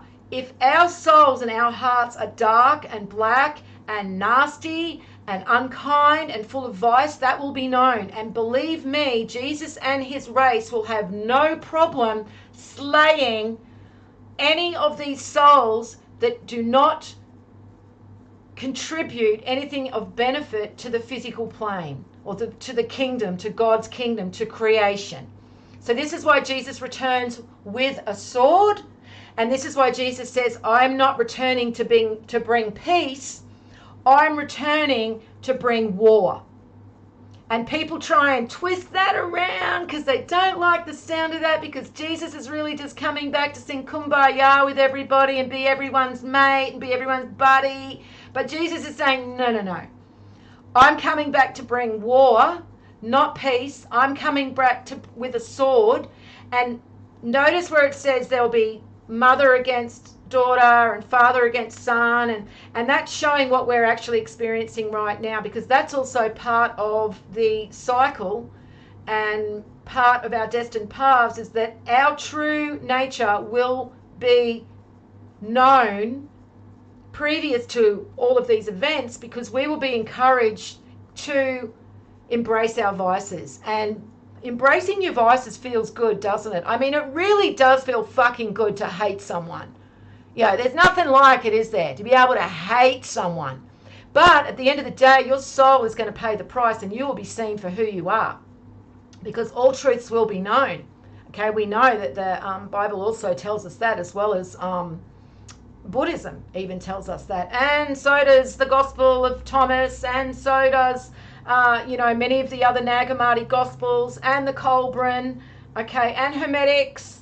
All right, so the truth will be known, guys. The truth about who you will not be able to hide forever behind a fake smile, okay, and fake actions, because what's inside will be known and will be removed. So this is basically what will happen when the divine are illuminated. And this is what the symbolism of Kalki, the destroyer of filth, and Kali as well, in which the Kali Yuga is named after. And you can see in depictions of her, she's holding the heads of the evil humans that she has basically slayed.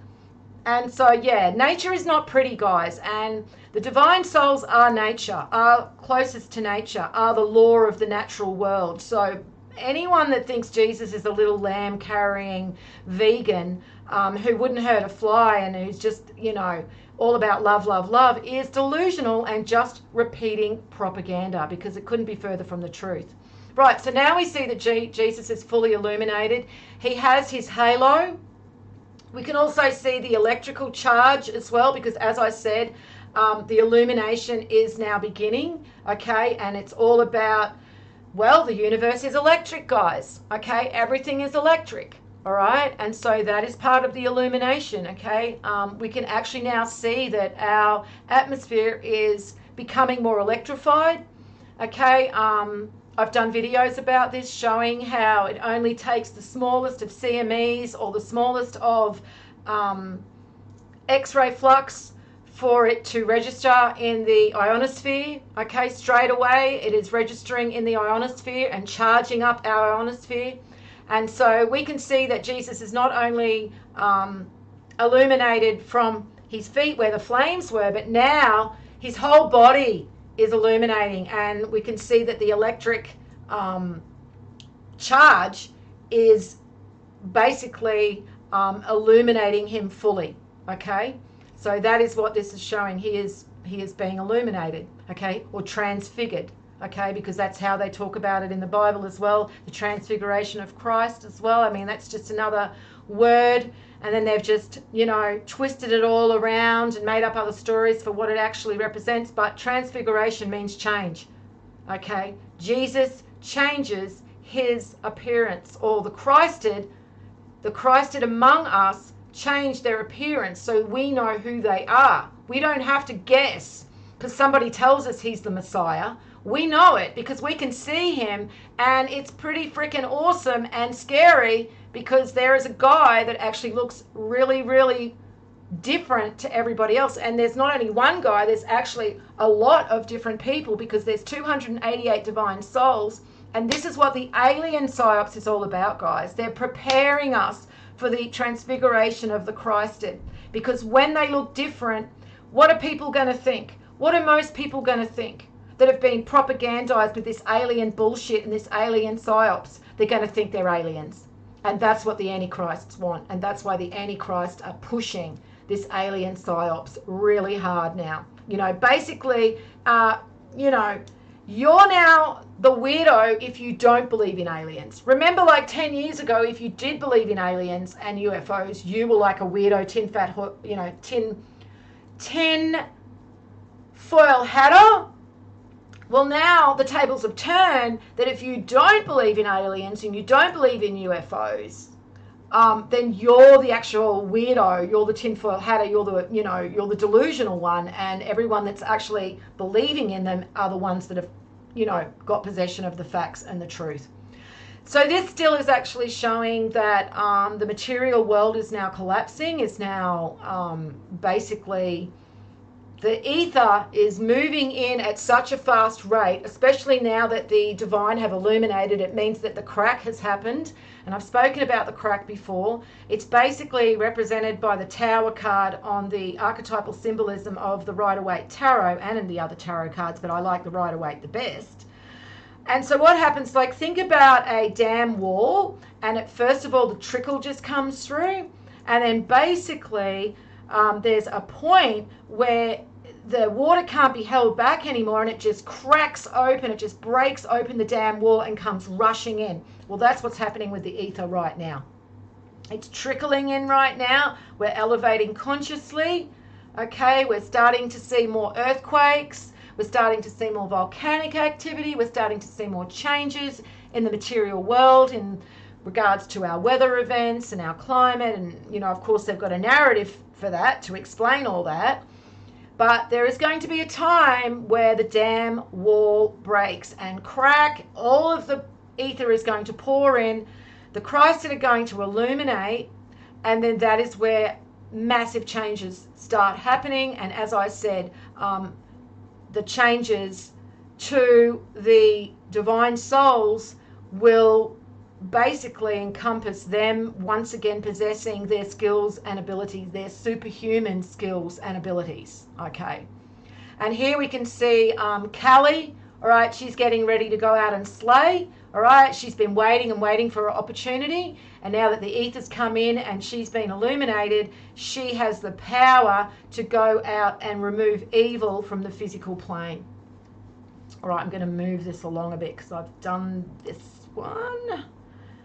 All right, what do we got? Okay, so now we've got Jesus is actually in the boat again, and we've got the fish or jumping into the boat out of the water. So the fish represent the divine race because the fish is archetypal symbolism for the divine souls because they're in their element. The fish are in their element when they're in water, and the divine souls are in their element when the ether returns. And often we will see that the ether is symbolized in the archetypal symbolism as water. So it's basically just showing that the Christ, the firstborn of the Christed, Jesus, is now gathering his race, his people together. And that's what this is representing. Basically, the divine race are coming together now. The Christed are massing. And that is what Christmas represents as well, the massing of the Christed. They're coming together. They're realizing who they are. They know who they are again. Okay, they know who each other are. I mean, first of all, they're probably not going to have a clue, but it's not going to be long before the truth becomes known to them and they understand who they really are, and that they are the gods, and that they are responsible, and they have a responsibility to their Father, and then they will begin to basically embrace that responsibility. You know, I mean, it could play out a bit differently. There could be some that don't. I'm not sure, guys. I can only just tell you the amount of with the amount of information I've so far gathered together. So, you know, we're not there yet. So I don't know all of the intricate details. But even if there are some of the divine souls that continue to transgress, they are in different degrees of power due to their order of creation. And as I said, the Christ, Jesus the Christ, is the firstborn and the most powerful, and he will bring them into line pretty quickly if that is the case. So yeah, again, we're just showing the light coming through, the light's breaking through, everything's crumbling, and now the light is fully coming in. His heart is also glowing, and we see that a lot with Jesus, the archetypal symbolism of the heart.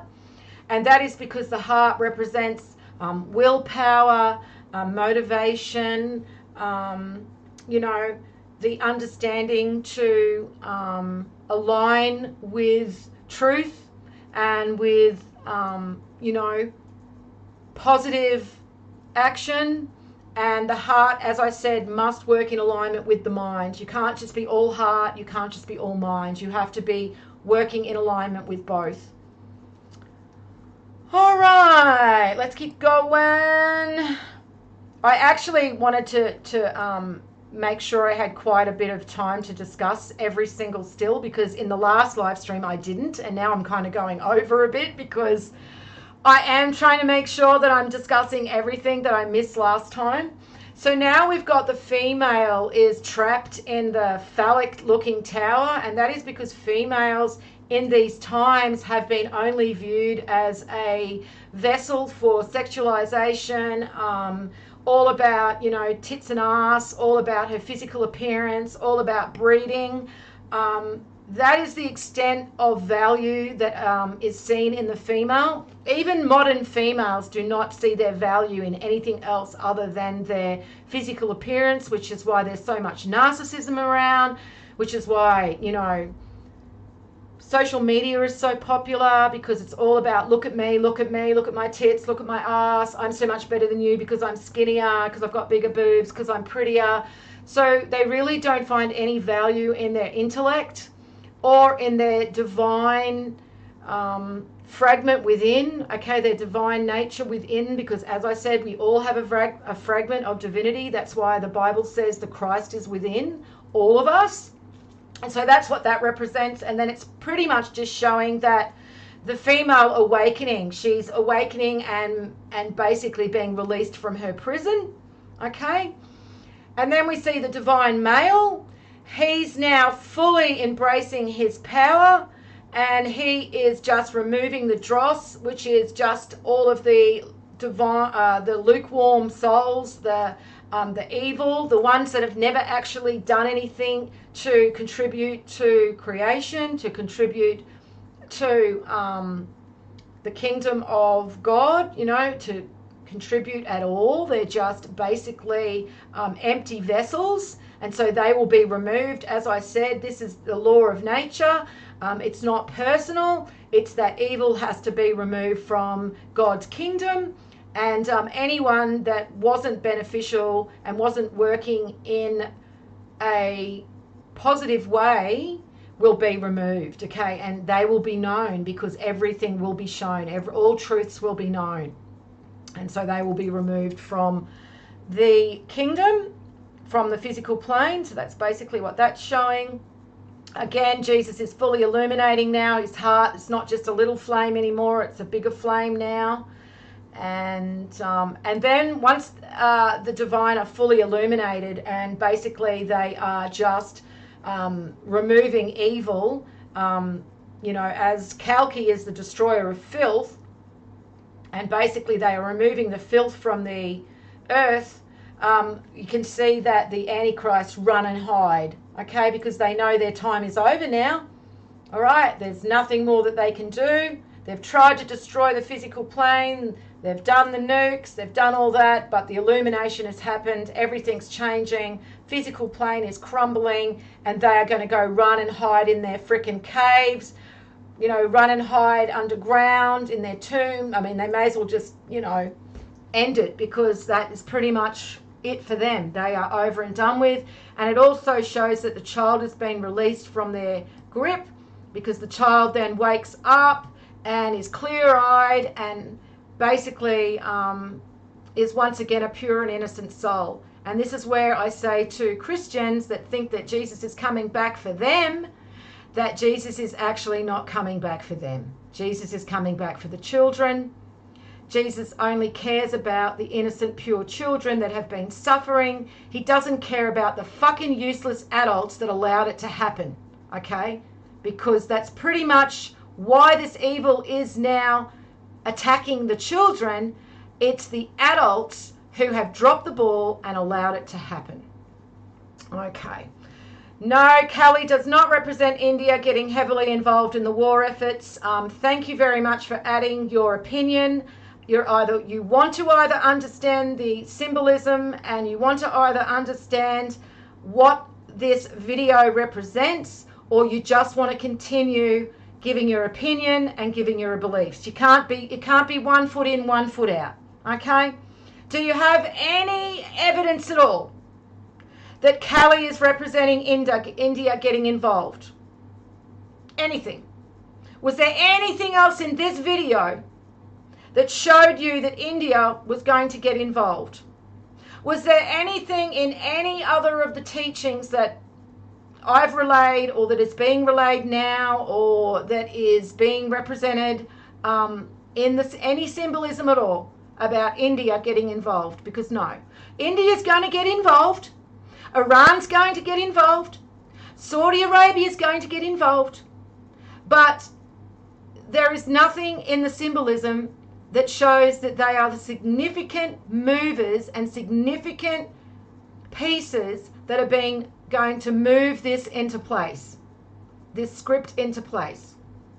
What it's showing is that Russia, it is showing China, it is showing the Middle East, it is showing the US, and it is showing Israel. So let's just stick to what the actual symbolism is showing rather than creating more white noise. Because, see, that's what you're doing, inquisitive. You're not really inquisitive. What you're doing is you've already decided on what the truth is. And so now you just want to listen to what I say that already props up what you believe. And when I say something that doesn't actually align with what you've already decided the truth is, then you start giving your opinion. And so what actually happens is when you are somebody that fills my chat with white noise, you get removed. And because you're late to the stream, you probably haven't heard me saying this yet. So I'm really hoping that you're actually going to stop chatting, because otherwise I'm going to have to remove your comments and eventually remove you. Okay, because like, why do you have to keep deflecting away from what is being relayed here? You keep deflecting to India flag, India, India. Why do you want us looking at India? Why do you want transfiguration? Maybe why they chose to go full force with the trans movement. Like, again, opinion. I'm sorry for being paranoid, but when people try to deflect all the way, all the time, and move away from what is being discussed into something completely different and just tangent off into some complete different area, I get really, really suspicious of the motivation behind that. So I'm just going to ask that you don't keep continuing to give your opinion. I mean, look, if you've got research that you want us to have a look at, please, by all means, just let me know. And I'll come and look at your 12 years of research into cross-culture theology, cross-culture mythology, Kabbalah, Hermetics, archetypal symbolism. I'm happy to do that.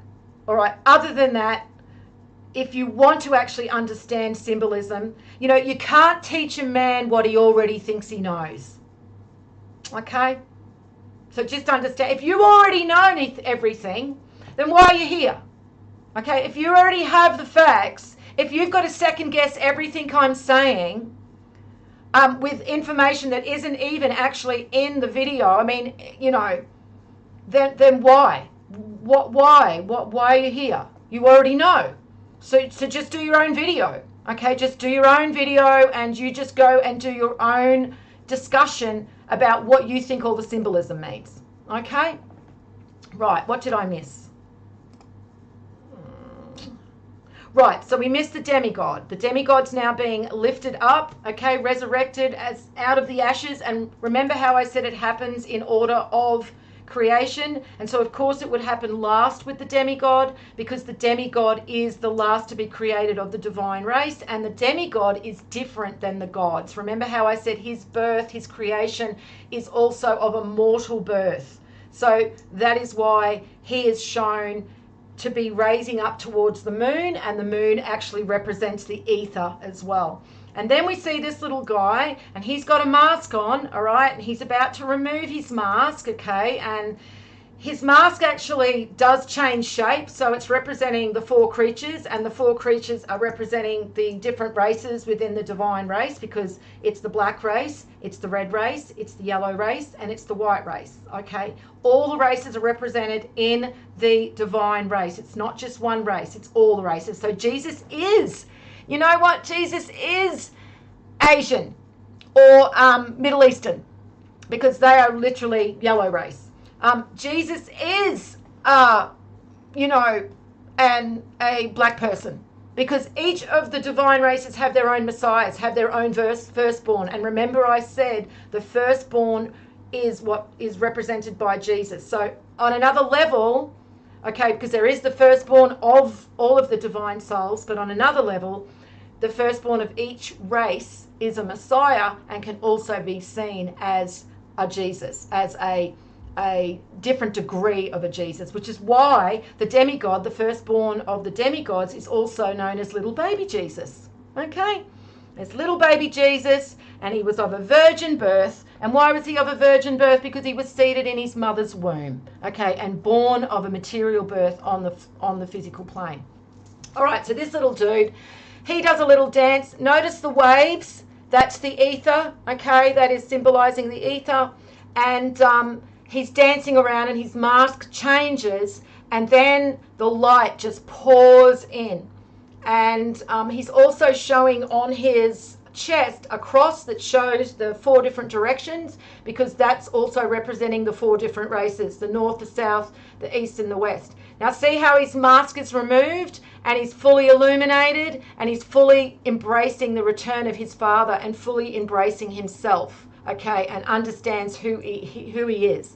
And so he's been released from his prison, he's been released from his ignorance, and he is now embracing who he is, understanding who he is, and basically very, very pleased to see the return of his divine Father, his Father, God the Father. All right. Now we see Jesus is coming out from the cave, and just at the entrance of the cave, you can see the devil here. And the devil represents the material plane. The devil isn't an entity. The devil isn't a person. The devil isn't a being. I mean, you can see the Antichrist as the devils if you want to. I mean, I often call them that sometimes.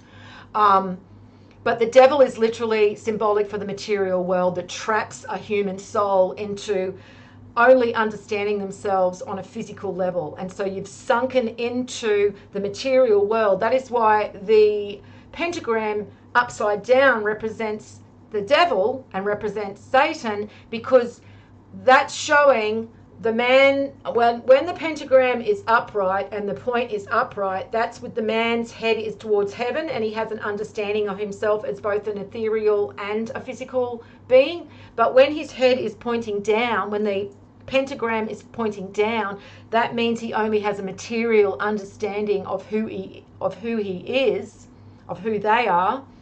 And that means they are trapped in materialism. The devil has them in the grasp. Satan has him in his grasp. And that's why Satan, or the devil here, is actually part of the cave that Jesus emerges from, showing that he's part of the material world. And then Jesus breaks out from the material world. And that's the first time you see that Jesus opens his eyes and he's fully understanding everything. This is the first time that Jesus opens his eyes. He fully understands who he is. He fully understands what's happening. He fully embraces everything now. There is no ignorance in him at all. There is no questions in him at all. He is absolutely in full understanding of divine operation and who he is, who his race is, and his responsibilities, and basically that we are now moving into a new cycle. Okay? And then you can see, like in the background, there's like a carcass. If you actually move out more, if you have a look at the video, it moves out more and you can see more bones, and it looks like, because the world is a carcass. Okay, Gospel of Thomas tells us that. The world is a carcass. Okay, and so the material world is, we're moving that away from that, and it's just going to crumble into dust. And that's literally what it does. And you can see that the church behind him crumbles into dust, and there it goes, it just crumbles into dust. And then the very last shot, we see Jesus is actually moving towards the sun, and the sun explodes, and all of these missiles come out of the sun, like these meteorites, and they hit the pyramids and destroy the pyramids. And so this shows me that the sun is very, very, very significant in everything that happens in this new reset And so, because the sun actually is what creates the material world.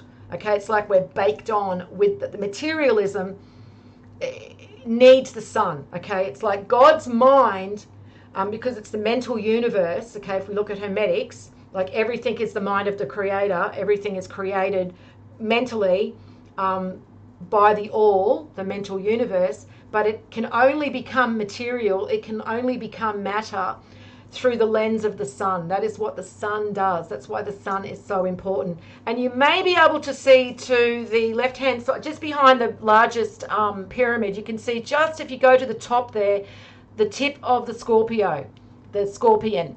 And so Scorpius represents the Christ, the firstborn Son of God, Jesus, okay, and the tribe of Dan, because the tribe of Dan also represents the firstborn of the divine race as well. And the tribe of Dan on the Mazzaroth zodiac equates to Scorpius, okay, and so we can see Scorpio as well is mentioned there. So that is pretty much embracing, you know, everything, the reset, the sting in the tail, we have to go through the hard times to emerge into the new dawn, and that is what mankind is now going to experience as part of our destined paths. And none of us are going to escape what is coming, okay? All right, okay, now I'm not going to probably go through all of the comments. I'll just skim over them. We've definitely gone way over than I wanted to go. But here we are. At least I got this out. I wanted to get this out. I wanted to really do a good video about this and totally explain everything in detail about how significant all of these very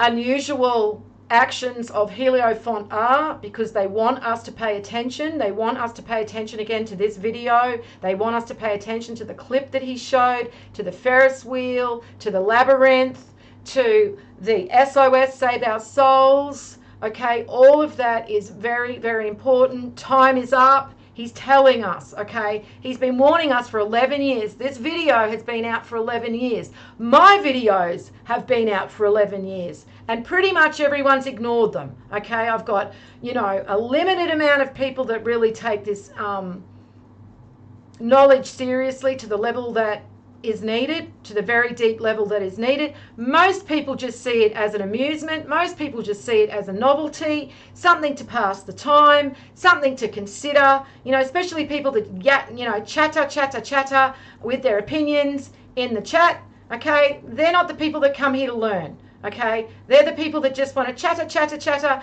and will go on and watch another video on somebody else's channel, okay, telling them all of this other stuff as well. And then they'll just cherry pick what they want from that video to prop up the beliefs that they already have. That's pretty much the majority of what people do, okay? Unfortunately, that's just the way it is. At the end of the day, it doesn't matter to me. I don't make any money from any of these videos. I've never made 1 cent from anything that I've ever done on YouTube. I actually pay over $200 a year to keep my website up, so it actually literally costs me money to put this information out and always have a place where people can go and access all of this information should my channel disappear, which is why I created the website. But it doesn't really matter. At the end of the day, it doesn't really matter, okay? All I can do is just to make this information available, make this knowledge available. I feel it's my responsibility, and I do have a responsibility anyway to do that, because I feel that this knowledge doesn't belong to me, it belongs to humanity, and so it is up to me to make it available for everybody and to pay it forward, because, I was gifted these insights, and so I want to actually share this with others, because I want to elevate everybody out of ignorance. But I can't, I can bring a horse to water, but I can't make it drink. And that's where I'm at now. And there's never been, people were more awake back in 2011 and 2012 than they are now. Okay, people think they're waking up, but they're not. They've just awoke. They've woken up, awoken to be re-propagandized into something else, because there's so much white noise out there, there's so much propaganda, and people are too lazy to go and do the work themselves, that they just easily fall into what somebody's telling them to believe because it sounds good. So look, I can just only do the best that I can do. And that's why I'm here and sharing this with you guys. So I'll just quickly go through all of these. And guys, I just want to let you know that in the last live stream, I wasn't seeing all of the questions in the chat until afterwards, when YouTube like literally turns it into a video, and then the live stream chat will turn up and you can go and look through the comments again. And there were all these comments that were turning up that weren't actually there during the live stream. So that could be the case today. So if I've missed your comment, I'm sorry, but it's YouTube fucking with me. They fuck with me all the time. No doubt, you know, they'll probably fuck with this video too. So just know that, okay? I'm not ignoring you. It's just that your comment may not be there to me until afterwards. Right. Okay. Stonic 5 was just wanting to know, yeah, when I was going to address this video. I only found out about it today. I had no clue. I don't follow Heliofant closely. Rochelle actually gave me another post from somebody talking about the alignments, the very significant alignments at the end of the year, and they mentioned it in this post that they made, that the Heliofant site had been taken down, and then I went and investigated, and that is why I am now bringing you this video. So thank you to Rochelle actually for bringing my attention to it. Yes, Hibiscus Dreams, it is the illumination. Yes, the illumination is associated with Orion and Betelgeuse, and also the galactic core. Okay. We are dealing with the Lilith children, the mother of all demons. No, we're not. Lilith, you don't understand the symbolism of Lilith. Lilith is literally the divine female after she forgets who she is. So I don't think I'd go around calling the divine female a demon.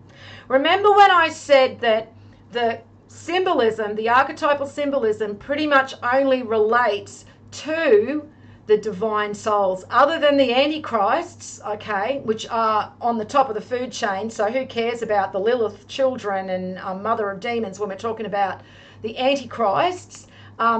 That is, you know, all the other symbolism is talking about what happens to the divine race as they move down the cycle, down the great year. And so Lilith is the other side of Eve when she forgets who she is, okay? And there's also another name for Adam. There is I can't think of the name now, but there is a name for Adam. I can't think of it. There is some symbolism of the pentagram showing Lilith, and I can't think of. Anyway, so yeah, it's just Lilith is not. There's no demons and all of this shit. Okay, I mean really, the demons are on the ethereal plane right now, and the only way demons have any power at all is when people are indulging in their vices. And you know, if there is any demon activity, it's the encouragement of a soul who is already deep in depression and indulging in their vices to indulge even more in their vices, okay? There are no demons, you know, on the physical plane, all right? So I know people kind of get caught up in that, but that's not how it works, all right? Honest question, what do you think truly happens to self-terminated souls? Well, I don't think anything good happens to them on the ethereal plane, because it's really just checking out early instead of actually going through your destined path. There is a disclaimer there though, because sometimes if you are in a situation where you are about to be burned at the stake or something really horrible, tortured to death, whatever, and you actually have a little bit of hemlock or you know, something to alleviate your suffering, I suppose, then that is different. Everything by degrees, guys. I suppose it's always about motivation, but if you're just checking out because you can't handle it, because you're ignorant to the truth, and you've not bothered to go and educate yourself and go and find out what the truth is, and so you just think the material plane is literally it and you can't handle that, and so you check out early. Well, I'm sorry to tell you, your friend's probably either in the lower levels of the ethereal plane, which is Hades, or could be in the middle level of the ethereal plane, which is neither heaven or hell, because there's different levels. I really can't answer that. I would have to know what kind of person he was, what character he was, all of the other, situations he had to deal with. And I really can't personally judge him because I'm not in any place to judge. But I'm just saying that if it's just because you can't handle the physical plane because you've not bothered to go and educate yourself and inform yourself, then it's really just looked at checking out. You just checked out early because you couldn't handle it, and that's not rewarded. Nobody ceases to exist. Nobody ceases to exist. You can't destroy energy. Okay, that's a known fact. Okay, so again, inquisitive. There's a lot of opinions being thrown here, so I'm not thinking that the next video I do, I want to see you chatting. I want to see more of you going out and informing yourself with actual knowledge. Okay, rather than just telling me what you think because I don't know what. You've read a few books, you've listened to a few videos. I don't know where you get your information or knowledge, but it certainly isn't in alignment with the actual ancient knowledge that I teach on my channel. That's pretty much it, guys. I can't really see anything else that I need to address here. That's pretty much it. Yeah, that's pretty much it. Okay. Talked about the sun changing color. Yeah, I don't know. Sun has probably changed color. People say it used to be more yellow and it's white, so that could be the case. I don't know if that's really in it's secondary to something we should worry about. I think we should be more focused on the behavior of the sun, as in it's now currently flatlining, okay, and also the behavior of Betelgeuse and the Orion Nebula, because that is what interacts with the sun. So that's probably where we should be focused on. But yeah, definitely the sun has a lot to do with what's happening. But the color, I mean, I don't know if that's really something that is important in these times. Okay, so, and yeah, you're going to start using the wordplay with the whole LED and I don't do that on my channel. So if you've wandered in and you're thinking, oh, I'm one of those people that play around with words and make other words from those words, then you're probably in the wrong place, because yeah, I don't actually entertain any of that at all. It's a load of bullshit, and you can literally make up whatever you fucking want with any word. Like, I literally saw somebody on the video of this clip here with the Ferris wheel saying Pharaoh's wheel. Ferris wheel means Pharaoh's wheel. See how people can just fuck around with words and they can just make any story up they want. Used to see a lot of that in 2012, a lot of the shills, a lot of the false the disinfo agents out there using wordplay to, fuck people around and send them off the right path. And so if you're one of those people that are trying to do that, then you can fuck off my channel. And B, you've just been caught up in it because, I don't know, you've not taken the time to go and actually educate yourself and inform yourself with real knowledge, then yeah, not really the place to actually talk about that type of stuff. I really don't have any patience for it. Okay, good on you. Gotcha. Great. Thank you.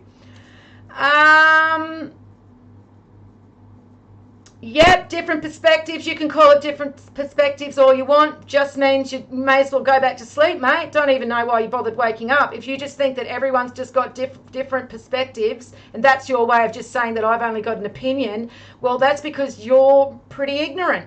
You've taken no time to go and look at my 12 years of research. You've taken no time to actually go and take that research and research into it more so you can see how I come to the conclusions that I did.